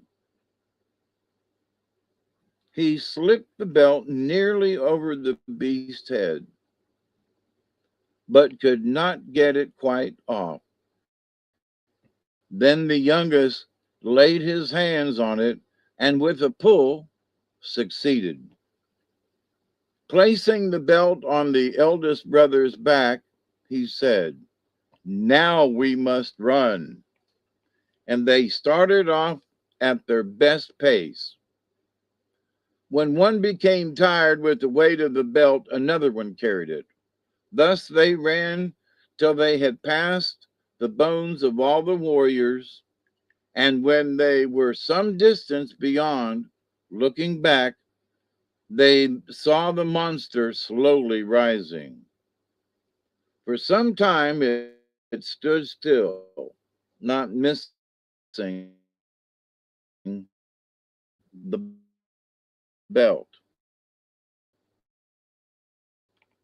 Then thunder, slowly filling the sky. At last they heard the bear cry, "Who can it be that has dared to steal my belt? Earth is not so large, but I can find them." And it descended the hill in pursuit. With every jump of the bear, the earth shook as if it were convulsed. Very soon it approached the party. They, however, kept the belt, exchanging it from one to another and encouraging each other. The bear, however, gained on them fast. "Brothers," said the leader, "have none of you, when fasting, ever dreamed of some friendly spirit who would aid you as a guardian?" A dead silence followed. "Well," continued he, "once when I was fasting, I dreamed of being in danger of instant death when I saw a small lodge with smoke curling up from its top. An old man lived in it, and I dreamed that he helped me, and may my dream be verified soon." Having said this, he ran forward and gave a yell and a howl. They came upon a piece of rising ground, and behold, a lodge with smoke curling from its top appeared before them. This gave them all new strength, and they ran forward and entered the lodge. In it, they found an old man, to whom the leader said, "Namisho, my grandfather, help us. We ask your protection, for the great bear will kill us." "Sit down and eat, my grandchildren," said the old man. "Who is a great manito?" "There is none but me, but let me look." And he opened the door of the lodge and saw at a little distance the enraged bear coming on with slow but great leaps. The old man closed the door. "Yes," said he is indeed a great manito. My grandchildren, you will be the cause of my losing my life. You asked my protection, and I granted it. So now come what may, I will protect you. When the bear arrives at the door, you must run out at the other end of the lodge." Putting his hand to the side of the lodge where he sat, He took down a bag and, opening it, took out of it two small black dogs, which he placed before him. These are the ones I use when I fight, said he, and he commenced patting with both hands the sides of one of the dogs, which at once commenced to swell out until it filled the lodge, and it had great, strong teeth. When the dog had attained its full size, it growled, and springing out at the door, met the bear, which in another leap would have reached the lodge. A terrible combat ensued. The sky rang with the howls of the monsters. In a little while, the second dog took the field. At the commencement of the battle, the brothers, acting on the advice of the old man, escaped through the opposite side of the lodge. They had not proceeded far in their flight before they heard the death cry of one of the dogs, and soon after that of the other. Well, said the leader, the old man will soon share their fate. So run, run. The bear will soon be after us. The brothers started with fresh vigor, for the old man had refreshed them with food. But the bear very soon came in sight again and was evidently fast gaining upon them. Again, the leader asked the warriors if they knew of any in which to save themselves. All were silent. Running forward with a yell and a howl, the leader said, I dreamed once that, being in great trouble, an old man who was a Manito helped me. We shall soon see his lodge. Taking courage, the brothers still went on, and after going a short distance, they saw the lodge. Entering it, they found an old man whose protection they claimed, saying that a Manito was pursuing them. Eat, said the old man, putting meat before them. Who is the Manito? There is no Manito but me. There is none whom I fear. Then he felt the earth tremble as the bear approached, and opening the door of the lodge, he saw it coming. The old man shut the door slowly and said, Yes, my grandchildren, you have brought trouble upon us. Taking his medicine sack, he took out some small war clubs of black stone, and then told the young men to run through the other side of the lodge. As he handled the clubs, they became an enormous size, and the old man stepped out as the bear reached the door. He struck the bear with one of the clubs, which broke into pieces, and the bear stumbled. The old man struck it again with the other club, and that also broke. But the bear fell insensible. Each blow the old man struck sounded like a clap of thunder, and the howls of the bear ran along the skies. The brothers had gone some distance before they looked back. They then saw that the bear was recovering from the blows. First it moved its paws, and then they saw it rise to its feet. The old man shared the fate of the first, for the warriors heard his cries as he was torn to pieces. Again, the monster was in pursuit and fast overtaking them.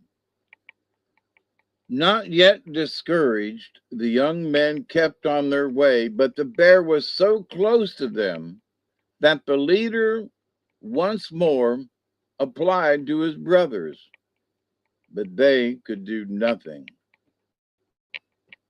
Well, said he, my dream will soon be exhausted.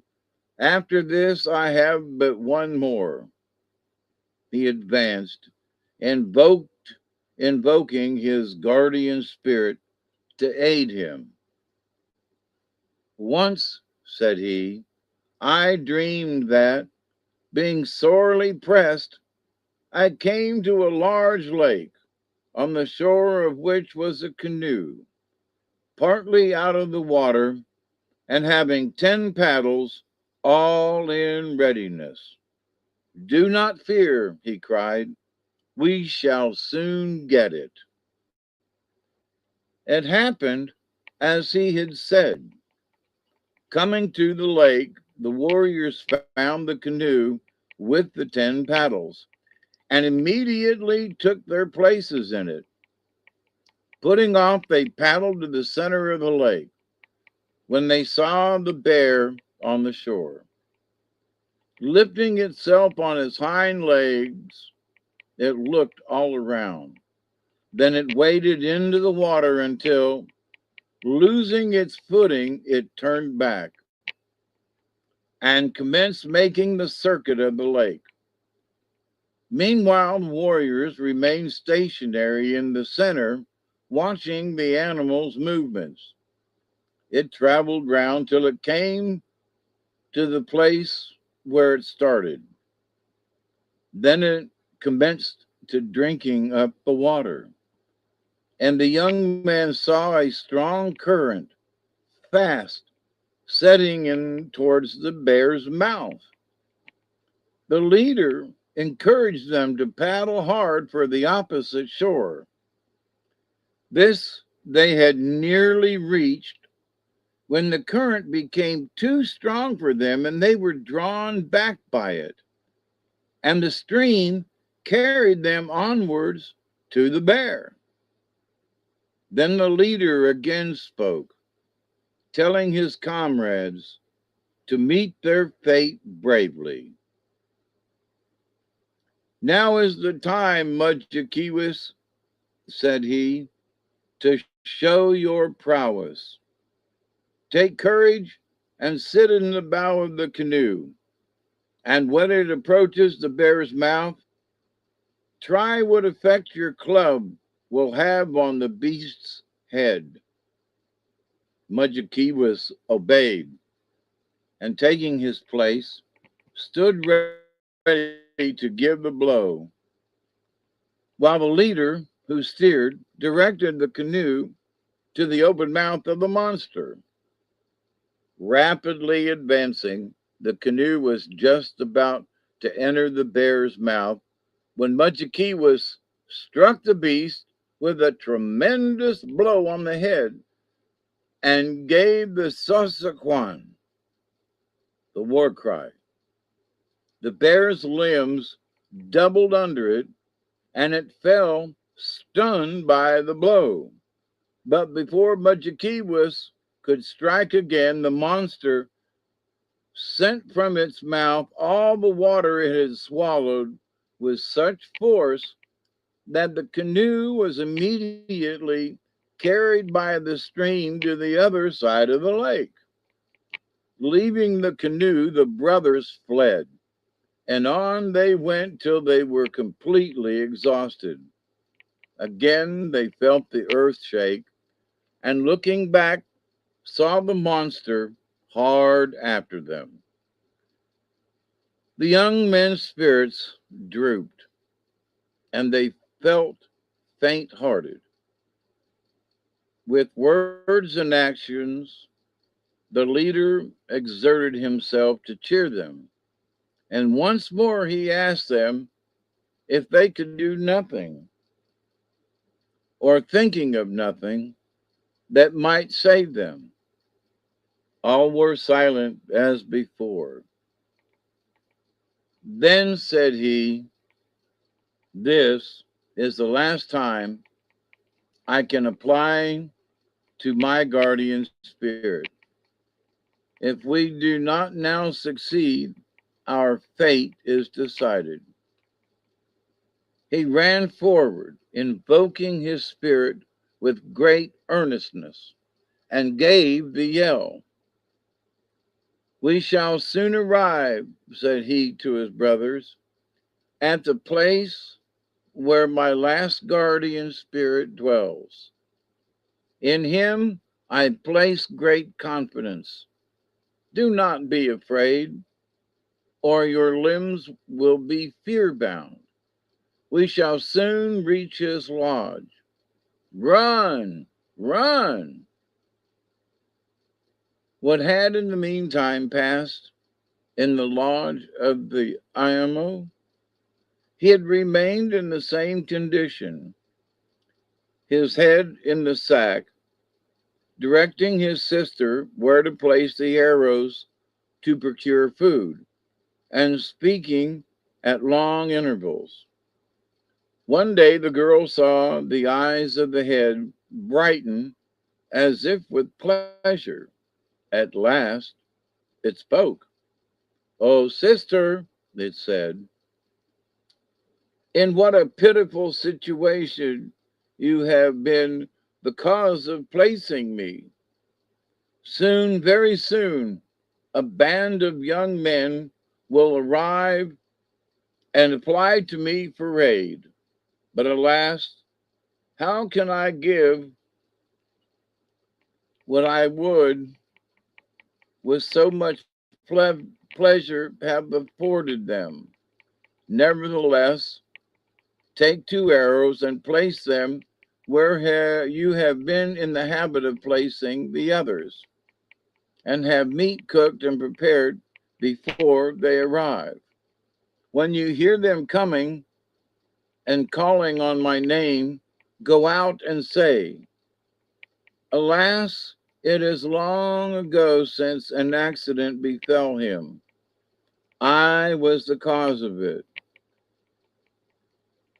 If they still come near, ask them in, and set meat before them. Follow my directions strictly. A bear will come.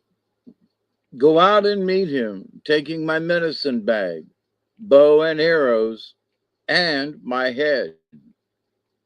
You must then untie the sack and spread out before you my paints of all colors, my war eagle feathers, my tufts of dried hair, and whatsoever else the sack contains.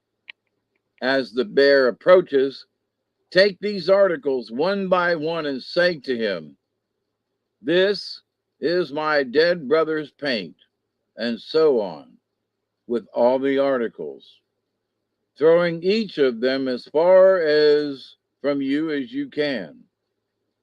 The virtue contained in the things will cause him to totter. Then, to complete his destruction, you must take my head and cast it as far off as you can, crying aloud, 'See, this is my dead brother's head.' He will then fall senseless. While this is taking place, the young men will have eaten, and you must call them to your aid. You will, with their assistance, cut the carcass of the bear into pieces, into small pieces, and scatter them to the winds. For unless you do this, he will again come to life." The sister promised that all should be done as he commanded, and she had only time to prepare the meal when the voice of the leader of the band of warriors was heard calling on IMO for aid. The girl went out and did as she had been directed. She invited the brothers in and placed meat before them. And while they were eating, the bear was heard approaching. Untying the medicine sack and taking the head, the girl made all ready for its approach. When it came up, she did as her brother directed. And before she had cast down all the paints, the bear began to totter, but still advancing, came close to her. Then she took the head and cast it from her as far as she could, and it rolled upon the ground. The bear, tottering, fell with a tremendous noise. The girl cried for help, and the young man rushed out. But Jaquiwas, stepping up, gave a yell and struck the bear a blow on the head. This he repeated till he had dashed out his brains. Then the others, as quickly as possible, cut the monster up into very small pieces and scattered them in all directions. As they engaged in this, they were surprised to find that whenever the flesh was thrown, small black bears appeared, such as are seen at the present day, which, starting up, ran away. Thus, from this monster, the present race of bear derives its origin. Having overcome their pursuer, the brothers returned to the lodge, and the girl gathered together the articles she had used and placed the head in the sack again. The head remained silent, probably from its being fatigued with its exertion in overcoming the bear. Having spent so much time and having traversed so vast a country in their flight, the young men gave up the idea of ever returning to their own country. And game being plentiful about the lodge, they determined to remain where they were. One day they moved off some distance from the lodge for the purpose of hunting and left the belt with the girl. They were very successful and amused themselves while talking and jesting. One of them said, "We have all this sport to ourselves. Let us go and ask our sister if she will not let us bring the head to this place, for it is still alive." So they went and asked for the head. The girl told them to take it, and they carried it to their hunting grounds and tried to amuse it, but only at times did they see its eyes beam with pleasure. One day, while they were busy in their encampments, they were unexpectedly attacked by unknown enemies. The fight was long and fierce. Many of the foes were slain, but there were 30 of them to each warrior. The young men fought desperately till they were all killed, and then the attacking party retreated to a high place to muster their men and count the missing and the slain. One of the men had strayed away and happened to come to where the head was hung up. Seeing that it was alive, he eyed it for some time with fear and surprise. Then he took it down, and having opened the sack, he was much pleased to see the beautiful feathers of which he placed on his head. It waved gracefully over him as he walked to his companion's camp. And when he came there, he threw down the head and sack, and told his friends how he had found them, and how the sack was full of the paints and feathers. The men all took the head and made sport of it.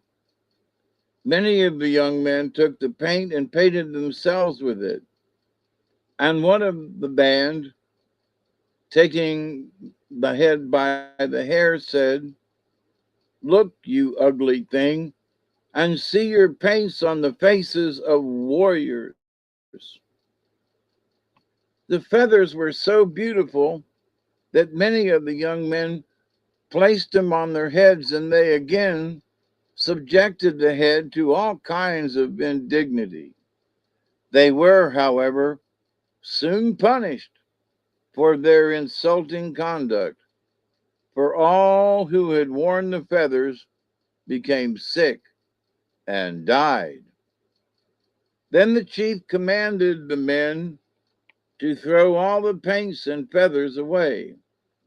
As for the head, he said, we will keep that and take it home with us. We will there see what we can do with it. We will try to make it shut its eyes. Meanwhile, for several days, the sister had been waiting for the brothers to bring back the head, till at last, getting impatient, she went in search of them. She found them lying within short distances of one another, dead and covered with wounds. Other bodies lay scattered around. She searched for the head and sack, but they were nowhere to be found. So she raised her voice and wept and blackened her face. Then she walked in different directions till she came to the place where the head had been taken, and there she found the bow and arrows which had been left behind. She searched further, hoping to find her brother's head, and then she came to a piece of rising ground. She found some of his paints and feathers. These she carefully put by, hanging them to the branch of a tree. At dusk, she came to the first lodge of a large village. Here she used a charm employed by Indians when they wished to meet with a kind of reception, and on applying to the old man and the woman who occupied the lodge, she was made welcome by them. She told them her errand, and the old man, promising to help her, told her that the head was hung up before the council fire, and that the chiefs and the young men of the village kept watch over it continuously. The girl said she only desired to see the head and would be satisfied if she could only get to the door of the lodge in which it was hung, for she knew she could not take it by force. "Come with me," said the old man. "I will take you there." So they went and took their seats in the lodge near to the door. The council lodge was filled with warriors, amusing themselves with games and constantly keeping up the fire to smoke the head to dry it. As the girl entered the lodge, the men saw the features of the head move, and not knowing what to make of it, one spoke and said, "Ha ha! It is beginning to feel the effects of the smoke." The sister looked up from the seat by the door. Her eyes met those of her brother, and tears began to roll down the cheeks of the head. Well, said the chief, I thought we would make you do something at last. Look, look at it shedding tears, said he to those around him, and they all laughed and made jokes upon it. The chief, looking around, observed the strange girl, and after some time said to the old man who brought her in, Who have you got there? I have never seen that woman before in our village. Yes, replied the old man, you have seen her. She is a relation of mine and seldom goes out. She stays in my lodge and she asked me to bring her here. In the center of the lodge sat one of those young men who are always forward and fond of boasting and displaying themselves before others. Why, said he,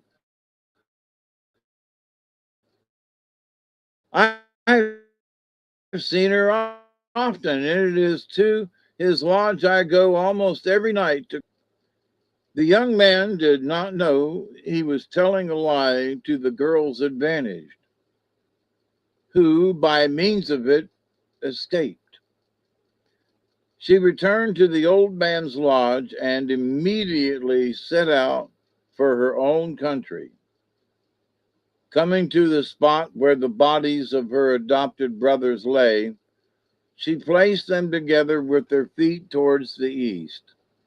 Then, taking an axe, she had cast it up into the air, crying out, Brothers, get up from under it, or it will fall on you. This she repeated 3 times, and the third time, all the brothers rose and stood on their feet. Mudjekeewis commenced rubbing his eyes and stretching himself. Why, said he, I have overslept myself. No, indeed, said one of the others. Do you not know? We were killed, and that is our sister who has brought us to life. The brothers then took the bodies of their enemies and burned them. Soon after, the girl went to a far country, they knew not where, to procure wives for them, and she returned with the women, whom she gave to the young men, beginning to the eldest. Mudjekeewis stepped to and fro, uneasy lest he showed not to get one he liked. But he was not disappointed, for she fell to his lot, and the two were well matched, for she was a female magician. The young men and their wives all moved into a very large lodge, and their sister told them that one of the women must go in turns every night to try and recover the head of her brother, untying the knots by which it was hung up in the council lodge. The women all said they would go with pleasure. The eldest made the first attempt. With a rushing noise, she disappeared through the air. Towards daylight, she returned. She had failed, having only succeeded in untying one of the knots. All the women, save the youngest, went in turn, and each one succeeded in untying only one knot each time. At length, the youngest went. As soon as she arrived at the lodge, she went to work. The smoke from the fire in the lodge had not ascended for 10 nights, It now filled the place and drove all the men out. The girl was alone and she carried off the head.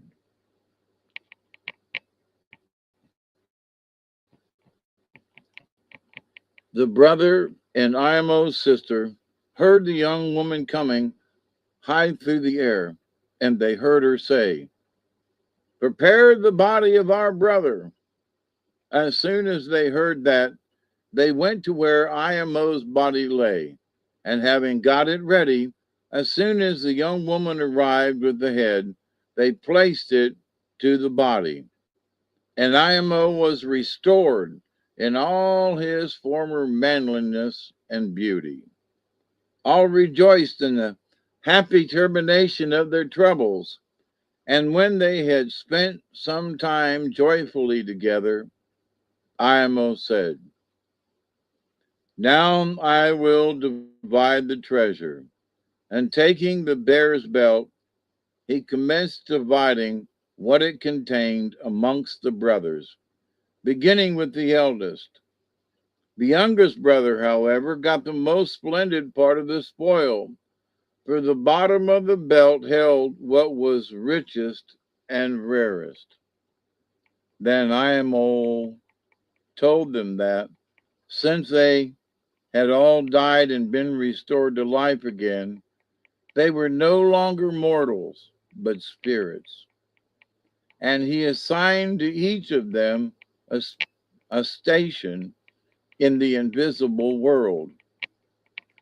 Only Mujikiwa's place was, however, named. He was to direct the west wind. The brothers were commanded, as they had it in their power, to do good to the inhabitants of the earth, and to give all things with a liberal hand. The spirits then, amid songs and shouts, took their flight to their respective places, while Imo and his sister, Imokiwa, descended into the depths below. The end. How about that for a story?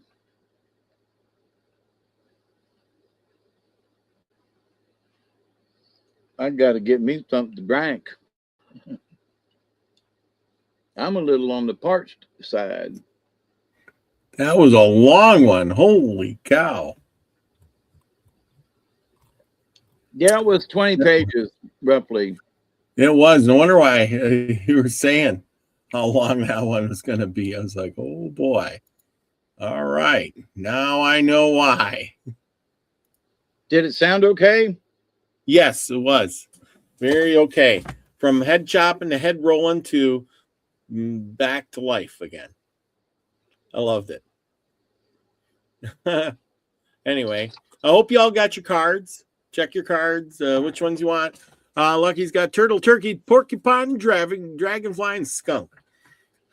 I put my cards or picks in too, and I am getting ready for the draw. I know you probably already got them drawn, but All right, so give me a second. Let me get something to drink. I'm parched from doing that story. Wet your whistle. I hope y'all liked it. I will. I did.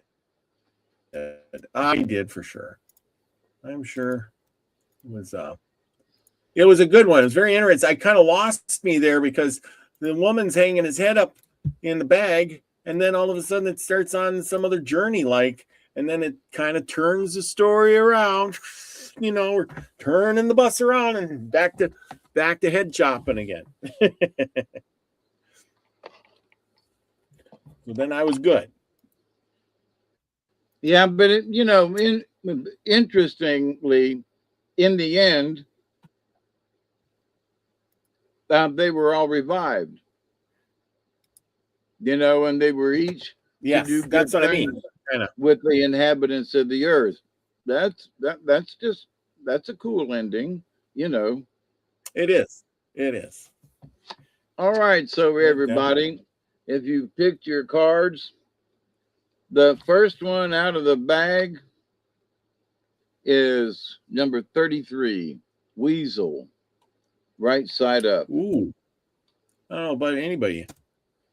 All right. Got Weasel. Coming right along here. Let's see. Our next one up is number 25, Fox. Straight up. I didn't pick Fox. All right, let's see what's coming up next. So we've got Fox's camouflage, and Weasel is, secrets. And our next card is Turtle. Whoa. Well, I was going to pick Turtle. Where'd my card go? Turtle upside down. Oh, there it is. Lucky got Turtle. All the way down. Lucky got Turtle. So in this confusion, get the cards back together here. I've got number 9, Butterfly. Turtle was number 10, interestingly enough, and Butterfly is number 9, but it's right side up. So that's about, Butterfly is about transformation. Upside down Turtle looks to me like it means that somebody needs to ground themselves. And which moon got so Butterfly? Yay. Coming along here, we've got, we got Armadillo right side up. And Armadillo is all about boundaries. So Butterfly is, you start out as a little thing, you move into a pupae, and then you move into a cocoon, and then you become a butterfly. So which stage are you at? And Armadillo would be to establish boundaries. So you're coming out of your whatever stage you're in and establish, boundaries. And the next one up, as I'm yakking, is Otter, right side up. Well, you know what? I'm going to announce the winner already this week because somebody is so in tune with this. I cannot believe it. Before you pick another card, I want to tell you here is Elderberry is the guy tonight. He's got Otter, Armadillo, Butterfly, Turtle, Fox, and Weasel. Can you believe that? Well, then he's got a full house because the last card is Coyote upside down. No way. No way. Coyote. Are you kidding me? Nope. There it is. Coyote right there. Upside down. Oh, my goodness. Well, that's going in the record books. Elderberry got 100. He picked a 100% pick. I just don't know what to think about that. That is unbelievable. Elderberry got everything. Right down the thing. Everybody else got Turtle or Butterfly or something, but look at that. Coyote, Otter, Armadillo, Butterfly, Turtle, Fox, Weasel. Weasel was the first pick. Fox was the second pick. Okay, Turtle was the third pick. He just did them in backwards. Butterfly was the next one. And then Armadillo and Otter. He picked, and Coyote. He did them all backwards, but they're all in order. And he's got them in order too, but flipped around. Now, how did you do that? Elderberry, were you cheating? You're not at Hawkeye's house, are you? Can you believe that? No way. He got them all and got them in order too. Reversed order. No way. I just can't believe it. That's just crazy. Unreal. Yeah, Elderberry, you should be very proud of yourself. Very proud of yourself. Unreal. 100%. Good job. Well, we got some bad weather coming in. Whoa, I mean, like right now. It's a good thing we made it this far, right? So let me go over this. I kind of sort of brushed at it as I was laying them out in that, let's see, number 33.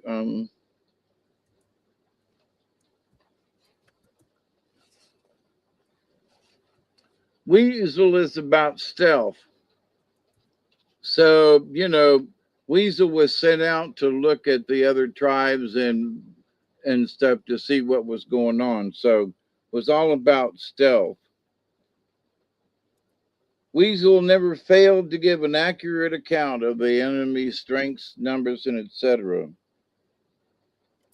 So Weasel in the positive, look to Weasel power to tell you the hidden reasons behind anything. All right. So hidden reasons.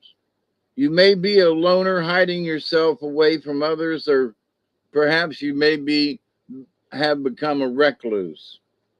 So we all have power, or we would not be here to heal Mother Earth.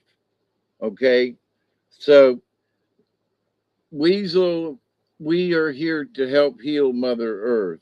Weasel power, you could use your secrets for the good of all. And then there's Fox, who comes in, who is about camouflage.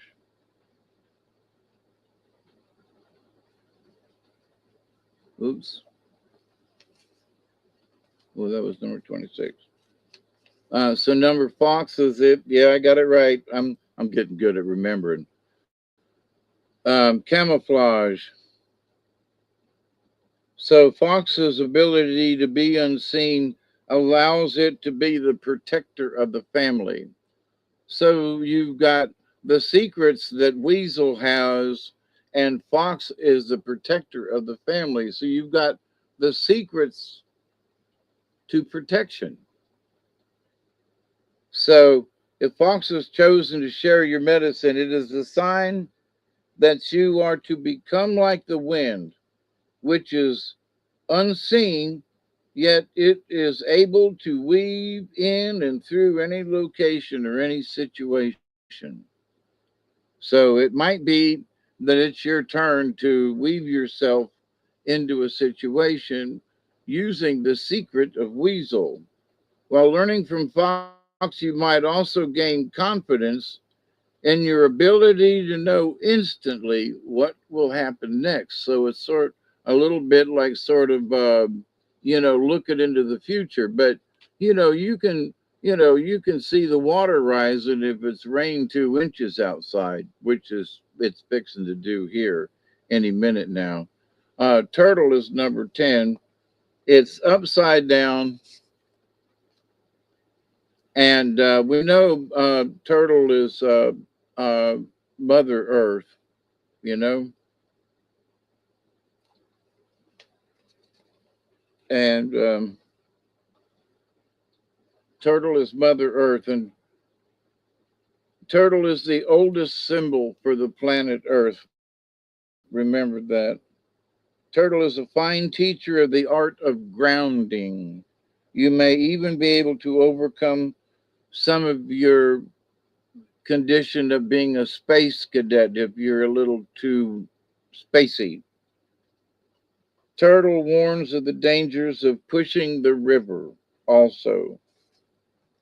And so if Turtle is upside down, the idea of Turtle helplessly lying on its back trying to recover itself, um, you know, can also symbolize the contrary turtle.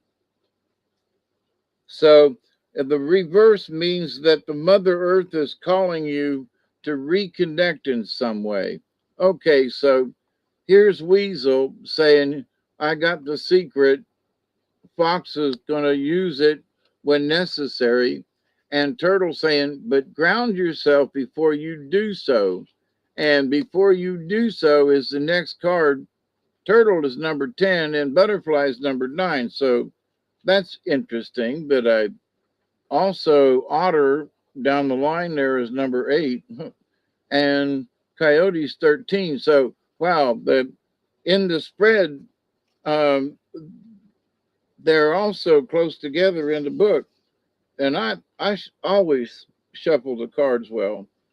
So butterfly is transformation. So here you are with Fox saying, you're getting ready.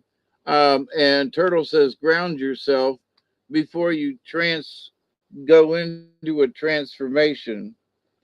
Now they're basically the stages are the egg stage, the larva stage, the cocoon stage, and the birth stage.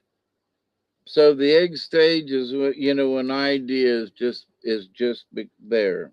The larva stage is how you develop the thought. The cocoon stage, is when you're really developing the thought and it starts to morph into something else. And then, of course, the birth stage is when, the butterfly comes out. So, butterfly is transformation. That's right. So, ground yourself before a transformation, right? No problem. Now, the next card up is armadillo, and armadillo is all about boundaries. So, I'm pretty sure I got that one right. Yep, armadillo's boundaries. It's right side up. So as you are making your decision as to what part of the transformation you're in, set your boundaries, which makes perfect sense. We don't have to go any further than that. Ground yourself, find out where you are as in the butterfly stage, and set your boundaries. A clue to proceed is to make a circle on a piece of paper and use it as a medicine shield. If armadillo is waddled in your cards, it is time to define your space. Am I honoring the time I need for my own special enjoyment? Do others treat me like a doormat? Why do I always get upset when being taken for granted, etc.? So set your boundaries. And the next one up is otter, number 8, which I can't quite remember what. Oh, there's 6. Oh, number 8 is woman medicine. So that includes men as well. Otter is always on the move and is very curious. And unlike other animals, otter will not start a fight unless it's picked on. These character traits are the beauty of a balanced female side, the side of ourselves that creates a space. Here's the deal, it's the other side of us that creates. Oh, I've lost my spot.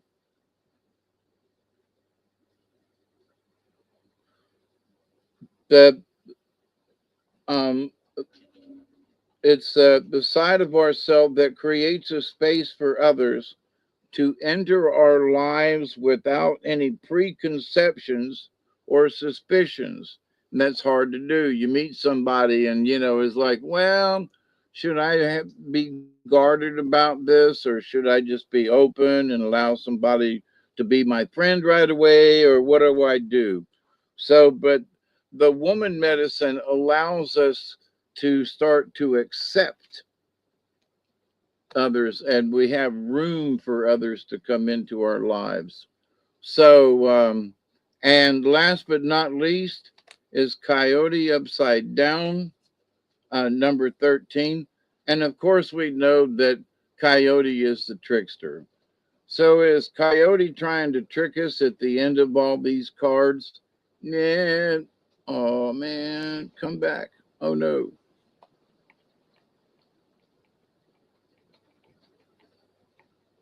Oh, can you still hear me?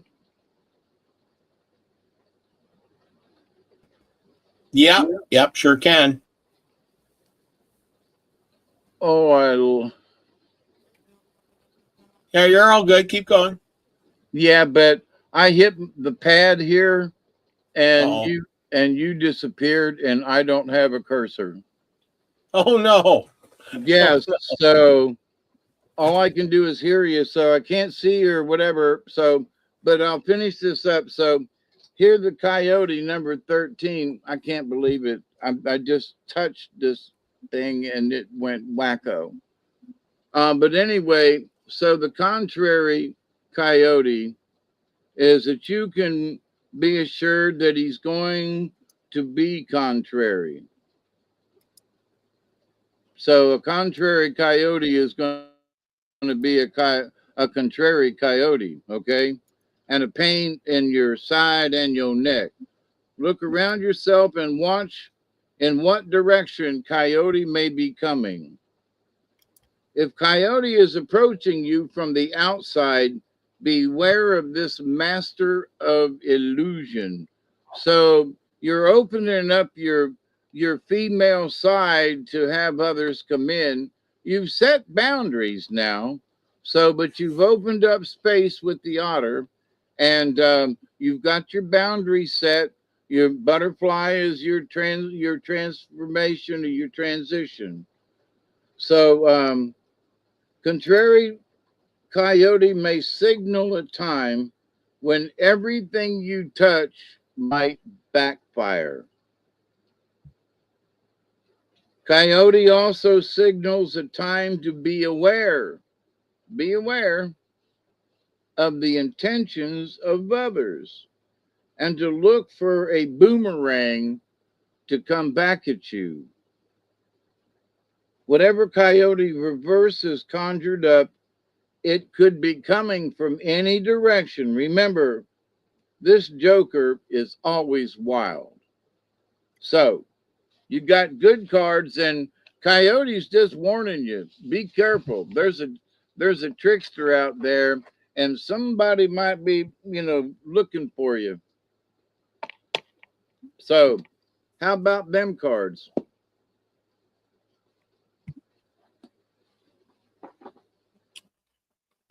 Those were good.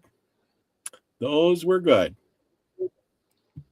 A good job to Elderberry, who picked every single card correct. I cannot believe he did that. Isn't that amazing? Yes, amazing. Good for him. Can't believe that. Hats off. Hats off to you, Elderberry. Go pick some lottery tickets. But just switch around the numbers. That's because we cheated. Oh, you cheated. If he wouldn't tell you I was before we were done, but we set it all up. We cheated. Really? Oh, we wanted to see if anybody would catch him at it. And I told him, I said, you got to spread them out. You can't put them out there the way I do them. I'm going to make it look like I'm drawing them at, right in time, but I'd already drawn them before we even started the show. So there's my cursor back.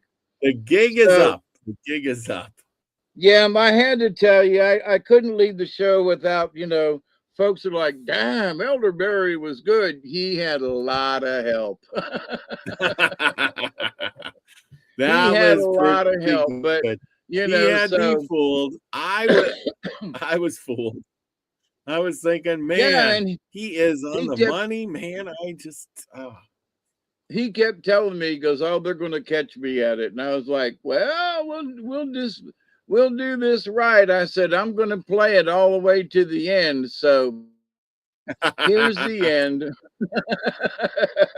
That was a good one. That was a good one. Here's the end. But no, I couldn't let it go any further than this. No, I got to tell the truth before we're out of here. So, but anyway, then I'm gonna say hats off to other people who picked turtle, butterfly. A lot of people got turtle and butterfly right, and they were picking. They were pretty on. Some people got 2 or 3 right. So, good job, everybody. That's always good. And I did pick them before the show. So anything that you picked, you were picking from out there that something I'd already done, not something that I was doing. Yeah. I had already done it. So that's good that you picked a couple. So I even got butterfly right. So I got one right. That's always cool. I like that. I'm glad that you all, you know, but yeah, Yeah, so we had you snookered there for a little bit, huh? a little bit. At least I was. I don't know about Yeah. everybody else, but I was.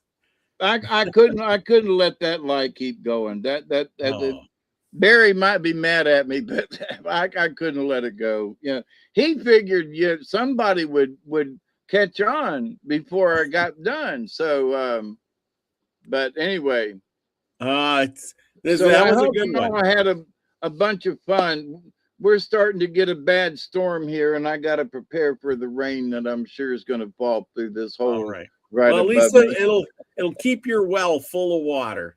Yes, May see yes, around your house, you can always say, "May your well be full of water, and your days be clean with fresh a drink and whatever." I don't know, something like I that. can May stand your at the well. back. I can stand at the back door and take a shower under the eave. Yeah, there you go. All right. Well, we're getting some rain out here too, so all is good. And thank you everybody for joining us tonight. Cards, that was a funny one, and the story was great. I hope you got something out of the Nez Perce. Remember, everybody, this book here, check it out with Chief Joseph on the front. And we will be back next week with more good stuff. Also, join us on Saturday night when we're going to have a great show for you. We're going to be talking about the presidents and their funny quirks. So join us there for that. Okay, everyone. You got a show tonight. I don't know. We got some bad thunderstorms over our Bad heads. I storms. don't No know. show tonight, everybody. The bad thunderstorm. I think you should probably call it good. Otherwise, you're just going to be breaking up all night. So, Yep, that's true. so And leaking roof. okay, what? So anyway, yeah, have a great life, everyone. Thank you, Lucky, for joining. Susie Q, Elderberry, Witchy Moon, Nina the Mystic. Thank you, everybody. John Price, all the people who joined us tonight. Thank you for dropping in, joining us, guessing cards. It was a lot of fun. Couldn't do it without all you. Remember, go over to the store, check out some stuff there, get yourself a shirt or one of these cool mugs and support the channel. There's a new logo out there with my smiling mug on it, and you can get that too. New shirt, support the tribe. That's what I'm saying. Beyond Truth, support the Beyond Truth. There's lots. Nina's got a ton of shirts and stuff in there. Get yourself something. Support us. Tell everybody. It's a good thing, isn't it? With that, this is the time of year when people go out and have picnics and parties. 4th of July coming up. Get your fireworks and stuff ready, but don't blow your fingers off.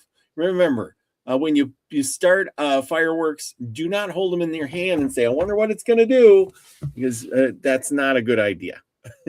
Enjoy your family and friends. It's that time of the summer. Sit out, enjoy the nature. Remember, there's one thing that's always constant, and that's nature. Go out and enjoy. Ground yourself a little bit. Remember, everybody, to do all of those things and be the frequency you want to receive. Love you all. Peace, everybody. Cheers.